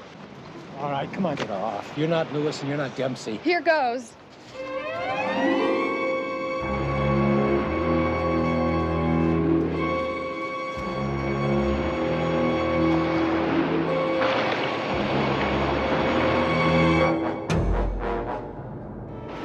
is our little nature girl trying to prove now? I guess what we all want to believe. Death and bad luck only happen to the other guy.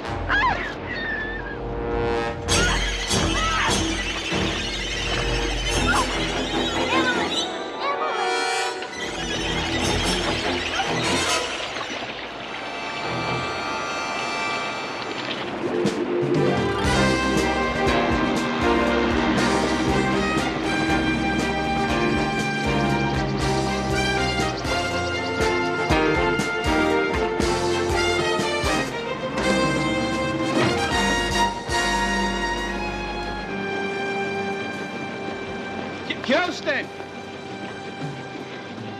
I'm so glad you're finally here. I have got papers that you have got to sign. Plus, we have to make a decision about your pork belly holdings. Then there's some real estate in Utah. There are people that want to buy, but I just don't know if this is the right time. And of course...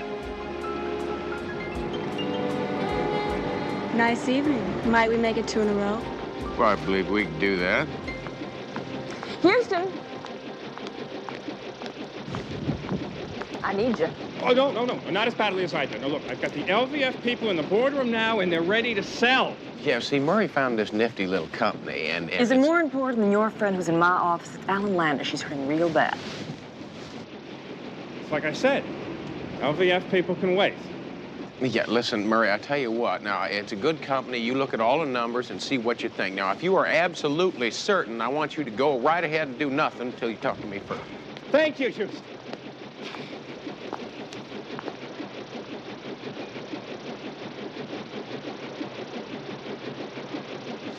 Oh, Mr. Houston, am I relieved to see you? Alice, it's so good to see you again. You were so sweet to take the time. Did Miss Parsons tell you? Well, she started to explain over the radio, but I think my ears were plugged because it sounded a little bit like a shark committing murder. And Your ears are fine. I know it sounds crazy on the surface, but, well, let me start at the beginning. You remember my daughter, Sue? Well, how could I forget her? She was the cutest little girl I ever met. She must be at least... 19. 19. Yes, and she's not so little anymore, is she? No, listen. That was taken 3 weeks after she was certified as a lifeguard. And if I'm not mistaken, I'll bet you $1 there's been an increase in young men needing to be saved since she took the job. Mr. Houston, I'm fully convinced that my daughter's going to be murdered. By a shark? Yes. Yeah, I tell you what, I'm in desperate need of a cup of coffee. Would you join me? Oh, of course. Okay, good. Come on. This way. Houston, according to the news yesterday, another lifeguard was killed. Another female, both of these murders took place in Malibu. That's right. And they were only 20 years old, and, well, I've tried to tell the police, but they won't listen. Now, Alice, you've worked for Houston Industries for many years now, and I know you're very good at your job. I'm also aware of the concern that a parent has for their child. But to tell you quite honestly, Alice, the feasibility of a shark as a murder weapon, You say I'm great at what I do. I compute statistics. I figure the odds on people living, on people dying, and the odds of their having a heart attack. Well, yeah, I know that, Alice. Well, what do you think the odds are on 2 girls stationed in Malibu within 4 weeks, both being eaten by sharks? Houston, apparently there are only 10 shark fatalities a year anywhere in the world. Yeah, well, Alice, I'm not trying to be mule-headed about this whole thing. It's just that I'm having a hard time figuring out how you set a shark down and tell him, go kill somebody. I'm sorry, it's just Sue. She's my little girl. Oh, come on, Alice. Now, don't cry, all right? It's gonna be okay. Listen, I tell you what, we'll look into this thing, okay? Oh, will you? You sure? I'll read some books. We got fish books around here. Listen, just please, don't worry about it, okay? I called a shark expert and told him you'd be there in an hour. You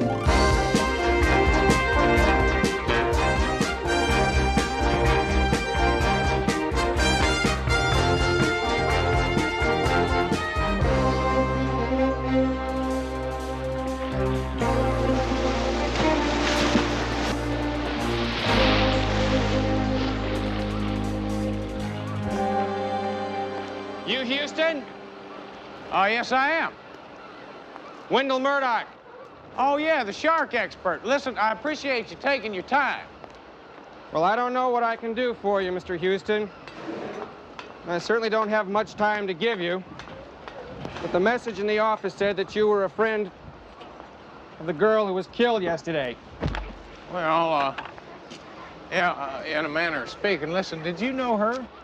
I suppose. In passing, mostly. See, I'm a bit of a loner. I find my closest friends to be fish. They don't play with your emotions. Well, I have been known to kill. So what are you here for, Mr. Houston? Well, a friend asked me to poke around a little bit and see if I could find out why that shark had something against Emily or the other lifeguard. Probably about as much as the sun or the wind. I'll give you a little free information on sharks.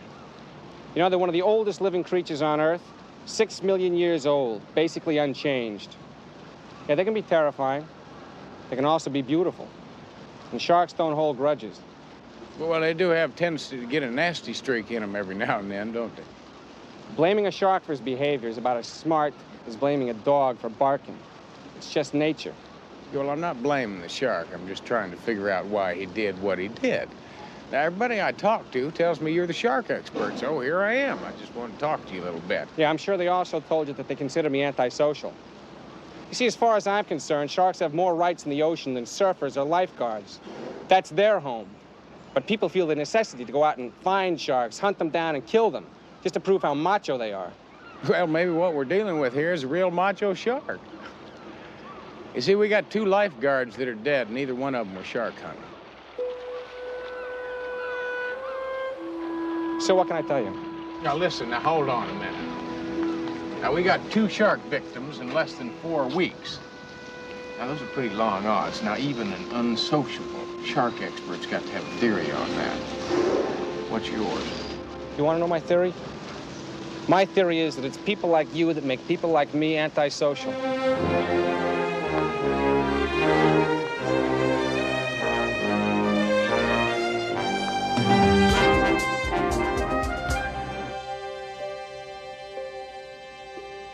Well, all the people I talked to about Emily loved her. She didn't have an enemy in the world. But when I tried to go beyond that, tried to dig a little deeper into her personality, they all clammed up.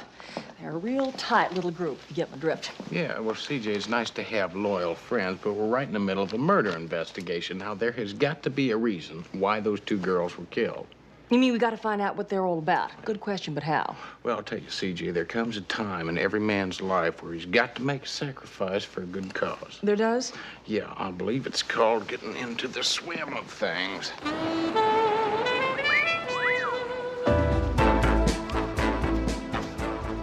Luckily, Houston had qualified as a lifeguard once before, and his certificate was still valid. Work, work, work. Deserted out here today, isn't it? Really? We could get arrested for taking money under false pretenses. Well, killer sharks do have a way of discouraging beachgoers. Damn it, Sue, do you have to keep talking about Phil, I'm sorry. I didn't mean... Phil and Emily were, well, you know, close. How close is close? Well, engagement close, almost. See, it sort of happened all of a sudden. Emily was dating this other guy, and then she decided he was a real creep and dumped him. Oh, this creep. Does he have a name? Oh, yeah, Wendell. Wendell Murdoch. He works at Oceana Fun Park. Oh, good old Wendell, huh? The shark expert. Well, that's real interesting. Sue, did your mother tell you why I'm out here? Yeah, she told me. I don't know why she doesn't accept the fact that I'm a big girl now and I have to be on my own. Because she's a mother. And she loves you very much, Sue. Now, you got to understand that. It's going to take her a little time, but she'll lighten up. I know. Hey, listen, you don't have to worry about me blowing your cover either. I'll take my chances. Shark! Shark! There's a fin out there! Shark! That's Ned! You better get some help.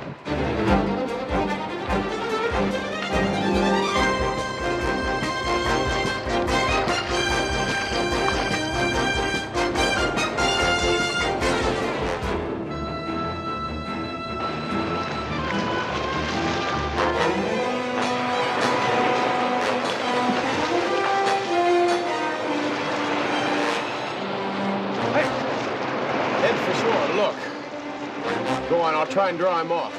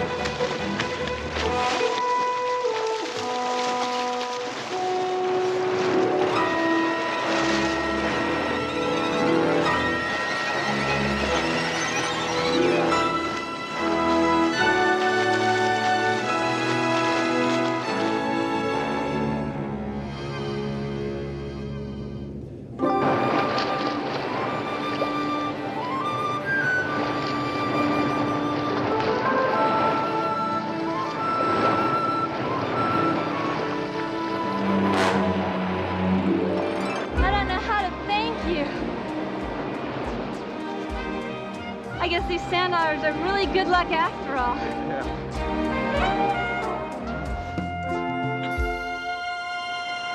Thank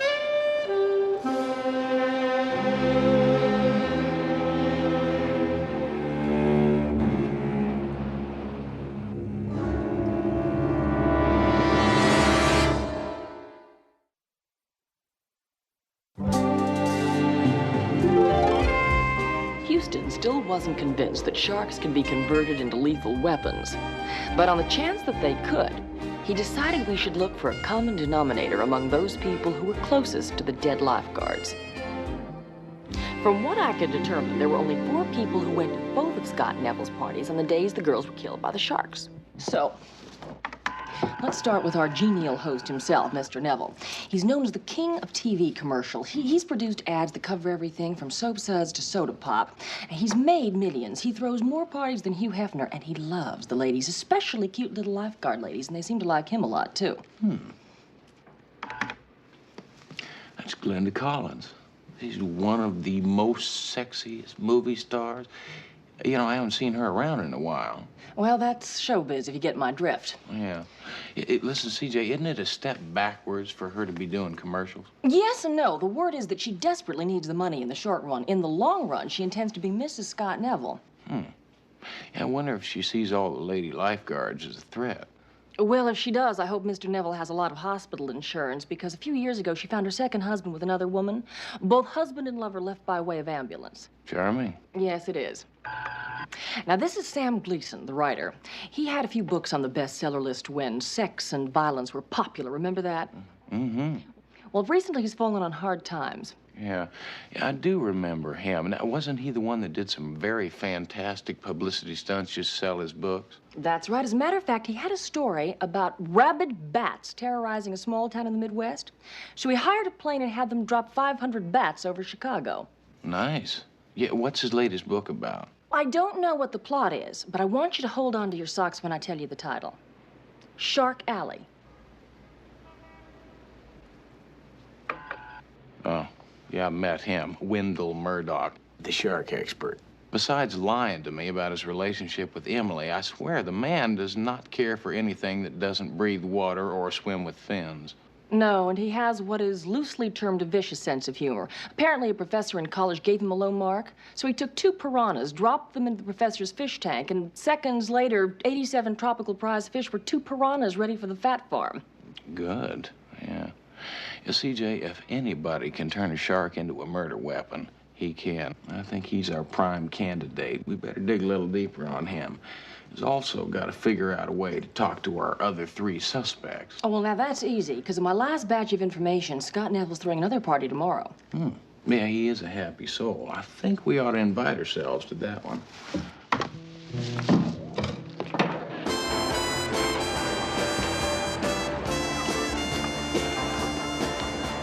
Welcome to Sodom by the Sea. Yeah. I wonder where our host is. Well, I don't see him, but I do see Sam Gleason over there. Oh, that's right. He's that author, Shark Alley. Listen, CJ, you're the literary type. Why don't you nuzzle up to him, see if you can get him to tell you all about the plot of that book. Meanwhile, I'll look for our host. Say no more. I only agreed to do these commercials because of you. do them the way I want. But you said we were going to Tahiti. Oh, darling, we are. But there are a couple of shots I need here first. With me in the water, doesn't that bother you? There are sharks out there killing people. Darling, I love you. I'd never let you do anything that would be dangerous. I'm scared, Scott.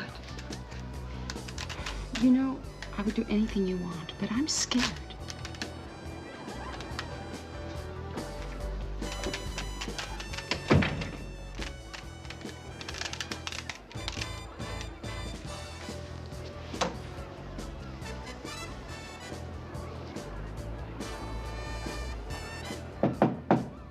Come in. Mr. Neville. Excuse me, I hope I'm not interrupting you. Not at all. My name's Matt Houston. I'm a new lifeguard here. How do you do? Pretty good. Listen, I'm from down around Newport way. Well, I'm glad to meet you. I hate to drink alone. I hate to drink, period, but it filters reality. Will you have one? Oh, no, thanks. What can I do for you?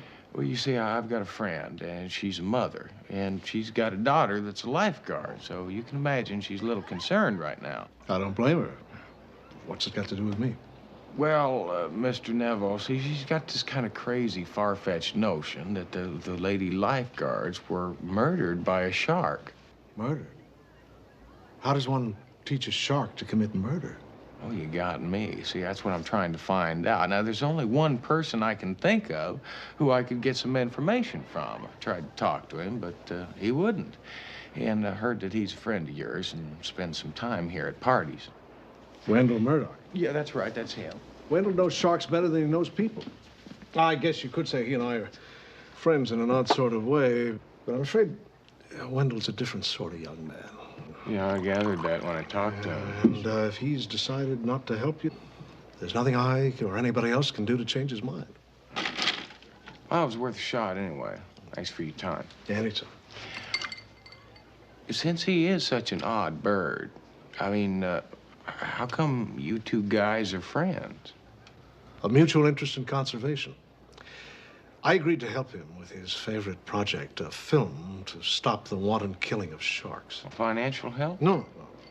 Tips on writing the script, maybe producing the film gratis. You're a shark expert, too. No, I don't know the first thing about them, other than what Wendell told me. Now, the film would be my way of keeping the balance of nature balanced. You sure you won't have a drink? No, I'll tell you, I better take a rain check. Right now, my only concern is keeping the balance of nature balanced in favor of the lady lifeguards.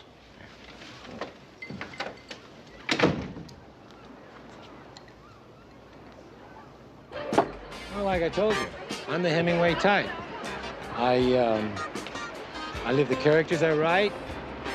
I do my own research. I mean, there's no substitute for the real thing, is there? You know, I couldn't agree with you more. As a matter of fact, there's something I've wanted to ask you about for quite some time now. Your last book, Shark Alley. Oh, forget about that. My next book, I guarantee you, is going to be on the bestseller list. Do you know what I call it? What? Sex on Kilimanjaro. It has a real ring to it. You like it? Yeah, I do. Listen, I'm going to be up there with those big guys. That Irving, what's his name? Anyway, Sidney Sheldon, Capote, Mailer. I mean, the cream of the cream. And well, now, see, this is a hobby of mine, reading all those books. So if you could just give me a list of your previous titles, like Shark Alley. Wait a minute. Hold it. The old juices are starting to run.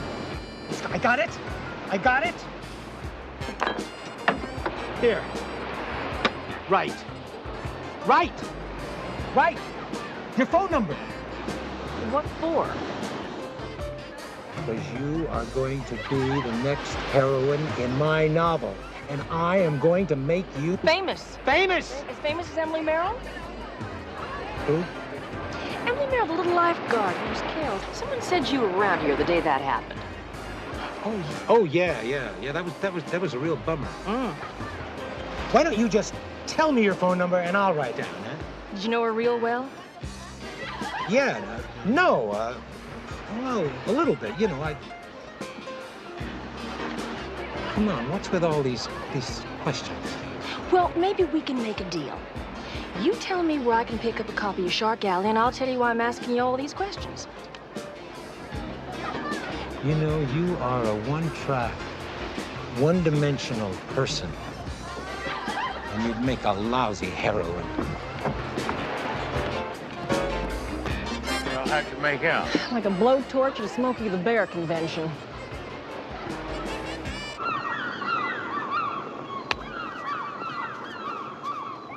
She's hiding it, but she's scared.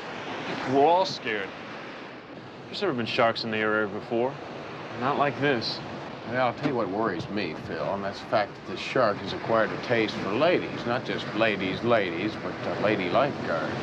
You don't think there's anything more to it than chance, do you? Well, listen, Phil, I know it sounds crazy, but from here on out, I'd feel a lot better if every time Sue goes in the water, one of us is right behind her. I don't know. Getting to be a female lifeguard is tough, and Sue has got a lot of pride. Oh, by the way, we're having a bonfire birthday party for after work. We're going to call it off after what happened to Emily. A lot of people were on their way down from up north. Anyway, you're invited. I'm looking forward to it. Doing buggies. I mean, how many times do you have to tell them? Listen, relax, all right? I'm going to handle this.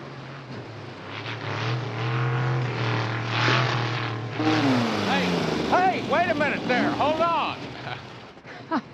So sorry. I'm afraid I haven't had much experience with these things. You know these things aren't allowed in this area. Haven't I seen you before? With your clothes on? Oh, that's right. It was over at Mr. DeBille's house. You were running out the door, and I was standing there. You seemed to be a little upset at the time. Was I?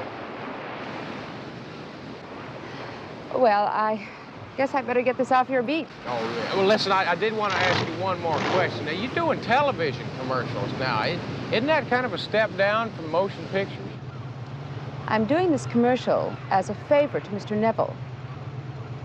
We're engaged to be married. Oh, you're kidding me. Yeah, it's you Hollywood people. You got a great sense of humor. What's that supposed to mean? Well, I was Mr. Neville. He's a ladies' man, you know, he chases the beach bunnies all around. Wow. Well, maybe I should rephrase that. I don't know what your game is, Tarzan, but you have a very irritating manner.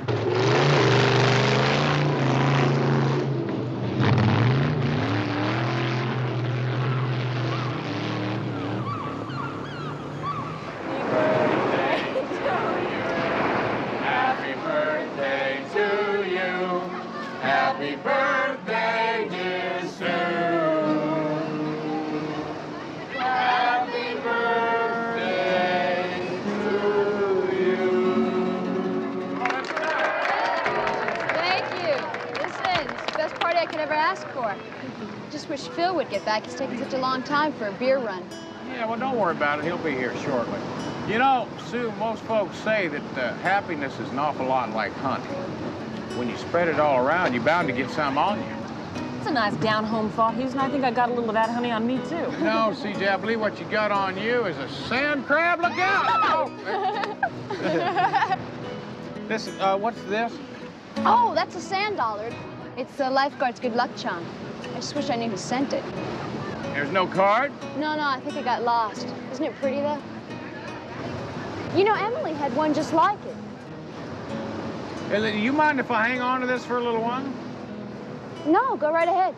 So give us a song. Yeah, that's a good idea. Come on, Thank Sue. Yeah. Thank I you. like that idea. Oh. Yeah, make it a good one. All right.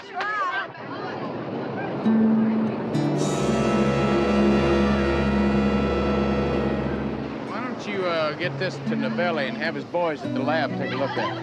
We looking for something special? Well, could be anything, but if there's something in there, they're going to find it. I also need you to run a couple of checks for me. One on Mr. Happy Face and his sometimes movie star house guest. What kind of checks do you want? Well, I need a financial statement on Scott and Bell. Yeah, I'd like to know exactly how much that man's worth. What about the lady?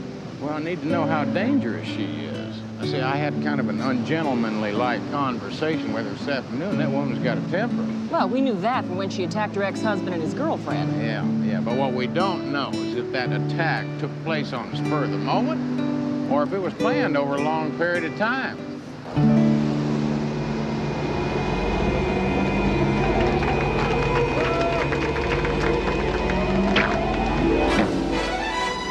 Get everybody out of here.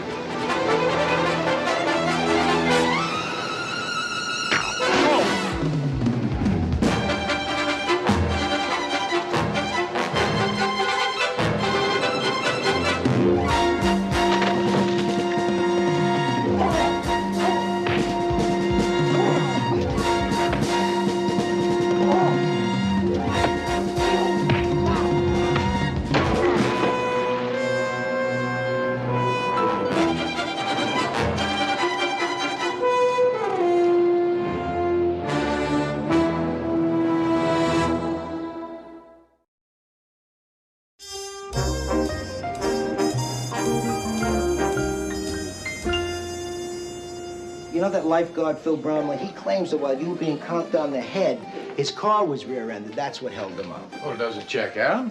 We don't know yet. Well, Vince, don't get testy. I'm just asking questions here. Now, did the lab boys come up with anything on that sand dollar necklace we sent them? We just got it a couple of hours ago. I mean, it's probably not even downtown yet. And believe me, no civil service lab boy is going to be down there before morning to examine it. You relax, Vince. Yeah, well, so I suppose it's out of the question if I ask you if you come up with anything on the would-be murder weapon. It's just a regular spear gun. I wonder who the victim was, you or Sue? I would imagine it's me. See, I've been asking an awful lot of questions for an everyday run-of-the-mill lifeguard. You always have to wait until the food is served. When you gotta go, Pop. Yeah, Vince, if it was me, it means our killer shark's got a human on the payroll. Yeah. Oh, Vince. Hear that? You're not going to start with that shark theory again, are you? Well, Vince, I know it sounds weird, but yeah, it's the only one I've got. I'm even beginning to believe it myself. At least I think I am. Yeah. Oh, hold on.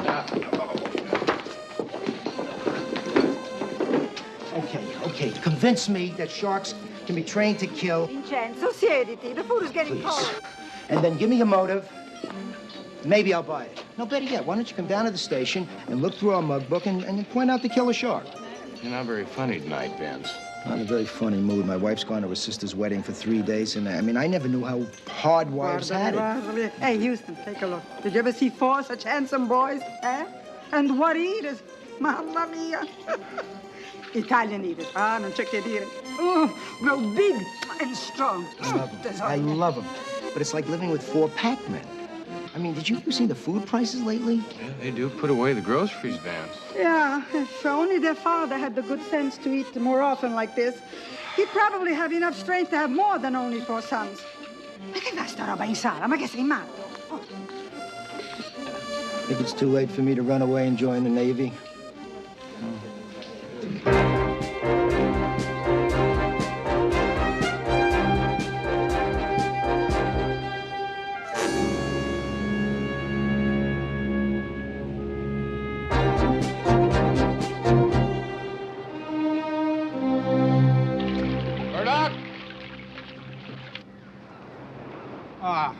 What is it this time, Houston?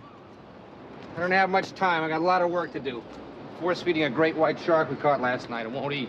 Yeah, well, I'd be careful. See, I had a friend back home. He used to stick his hand in a cougar's mouth just for a joke. Well, we call him Lefty now.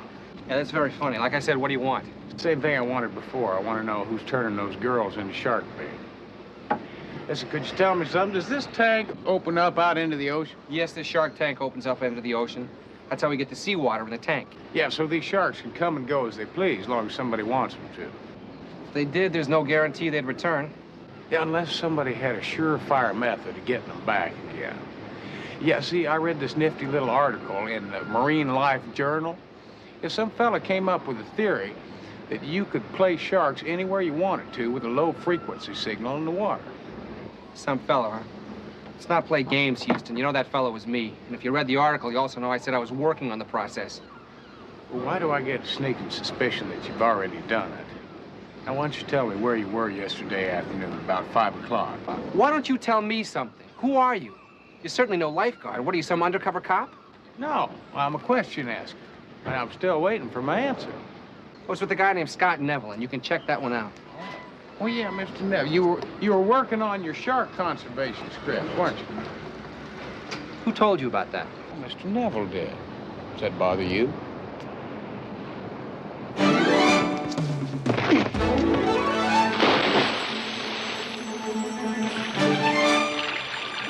You know, Wendell, it's one thing to be antisocial.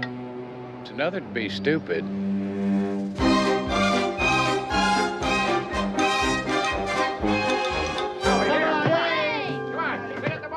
It's been real nice visiting with you, Mr. Neville. Oh, you know what? I was looking for Wendell. I figured he might be here working on your script with you. You should have come here last night. He was working on the script until past midnight. He should be at work now. Oh, good. I'll check over there. Thanks again.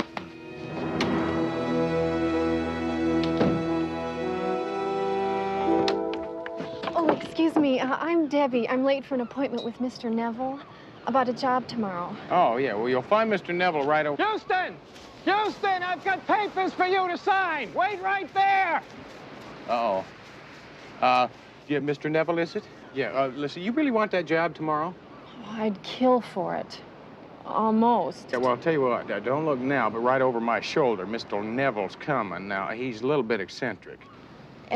What? Strange. He's weird. Now, listen, he's probably going to tell you his name's Murray and he's looking for a man named Houston, but don't pay any attention to that, all right? Now, if you really want that job, come here, I'll tell you what you got to do.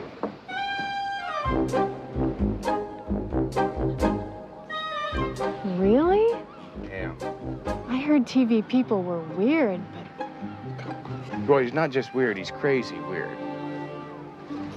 Houston, you've got to sign this. It'll just take a moment, and then you can do whatever the... Hi, Mr. Neville. No, the name's Murray. I'm Debbie. The name's Murray. He told me you'd say that. I have to talk to, Houston. Oh, he told me you'd say that. He told me you'd say that. Oh, he did. You know what else he said? He said I should do this. Huh? Oh, my merger.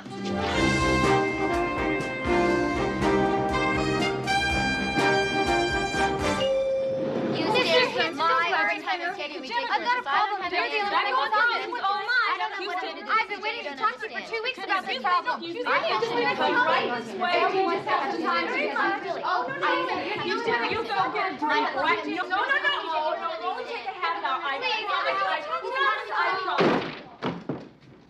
Houston, would you mind making that double or triple? Why? Am I in some sort of trouble? Oh, you're in clover. Look at this. Oh, Samuel Gleason's book, Shark Alley. Houston, I've read it. It's a blueprint for murder. Well, how about 2 murders? You got it. Both female? You got it. Both lifeguards? You got it. Both by shark attack? You haven't got it. It's about a young, rich Texan who likes to play private investigator. No wonder the book bombed. But this young, rich Texan likes to make other people think the shark did it. Well, CJ, we know the shark did it. I mean, there's a whole bunch of people standing around.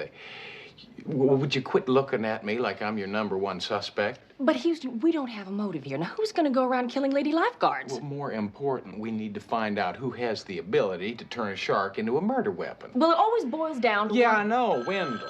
Yeah, Wendell, our favorite shark expert. I mean, he's got an intimate relationship with a killer shark that's got his own coming and going door. And he's always experimenting with shark control. Oh, he lied to me about his relationship with Emily. Yeah, he's got to be the one who did it. There is no doubt about it, CJ. Hello. Hi, Vince. Right. Well, that was Vince.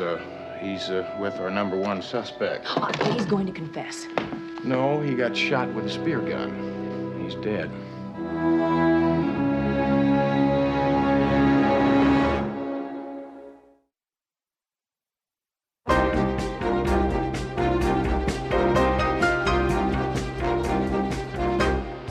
Hey, Vince, that's 2 lifeguards and 1 shark expert dead. You still not convinced? It's got to be the most confusing murder case in history. How, Vance? You said murder. Does that mean you're convinced now? Hey, right now, you could sell me on E.T. eloping with the Tooth Fairy. But it makes sense. You know that medallion you gave me to examine? Yeah? Took a while, but the lab boys found a low-frequency transmitter inside. Low frequency. Well, that's just like the one Wendell was writing about in those articles. Now, maybe he did perfect it. Now, Vince, let's just take a look at something here. Now, suppose that the killer was exploiting Wendell, just using him for his shark knowledge, right? Now, the killer was using those sharks as murder weapons to kill the lifeguards. Suppose Wendell found out about it, threatened to blow the whistle, and he killed him. Then why would they kill the lifeguards in the first place? If we knew that, Vince, we wouldn't be standing here like fish out of water. Hi, Bob. They never stop eating. Over here. Yeah, Vince, why are we sitting over here when you kids are sitting over there? Survival of the fittest. Yeah, I wouldn't want to get in the way of all those swinging elbows. No. I just can't stand to see anybody eat spaghetti with their bare hands. Ecco qua. A nice dish of nutritious pasta. Mama, we're not hungry. Vincenzo, why can't you be more like your own sons? Of course you're not hungry. You don't eat enough to be hungry. You don't have the energy to be hungry. We're trying to solve a murder case. Somebody was murdered? Yeah, 2 young ladies, Mama. And if we don't find out who did it, there's liable to be some more. Hey, ma come? Ma what kind of policeman are you? Somebody's gonna get murdered and all you can think about is food? Vergognati. Why can't you be more like Houston? Oh, never eat. In certi casi ci vuole anche un po' di coscienza, figlio mio. Did you ever think that my mother was operating on a different plane? Yeah. Wait a minute. Maybe we've been operating on a different plane here, Vince. You see, all this time we've been looking for a motive. Now, a motive for why those 2 girls were killed. What if the 2 lifeguards were killed for no other reason but to cover up another murder, one that hasn't happened yet? Kill a 3rd lifeguard. Yeah, 3, 4, 5, it really wouldn't make any difference because that's not the point. See, the ultimate victim might not have anything to do with lifeguards at all. 2 murders to cover up one? Why? Well, it's to throw us all off track, Vince, which is where we've been since day 1 on this thing. Interesting theory, but I still don't have a murderer or a motive. Not necessarily true, Vince. Oh, you 2 look like the coyote that just ate the chicken. What do you got? What we've got is Scott Neville's financial statement. Mr. Neville's finances are the Titanic. His idea of a TV commercial apparently went out of style a couple of years ago. The man lives high, and his creditors are closing in on him. I know how Neville feels. Did you ever try and buy shoes for 4 growing boys? Doesn't make him a killer. Now, I would have thought so too, Vince, until I found a cash expenditure from last month. Now, he borrowed every dime that he could to buy a $10 million life insurance policy to cover the star of his latest TV ads. Glenda. You got it. Yeah, and if he hasn't already, I'll bet you $1 Mr. Neville is about to present Glenda Collins with one of those sand dollar necklaces. CJ, you come with me. Vince, I want you to get a hold of the Harbor Patrol. You tell them to keep searching the waters around Neville's beach house for sharks. Murray, you drive CJ's car. I'm going to warn Glenda.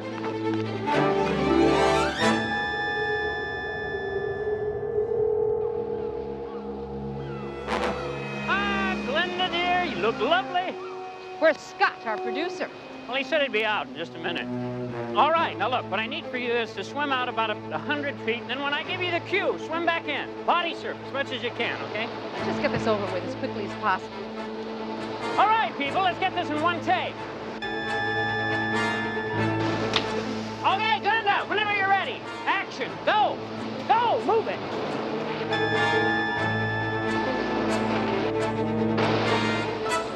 Miss Collins, get the hell out of that water.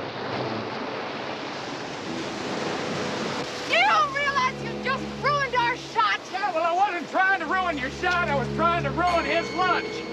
Oh, my God, I tried to tell Scott it was too dangerous. Yeah, well, I doubt if he was listening to you because I think he's the one that put you on the menu with this thing.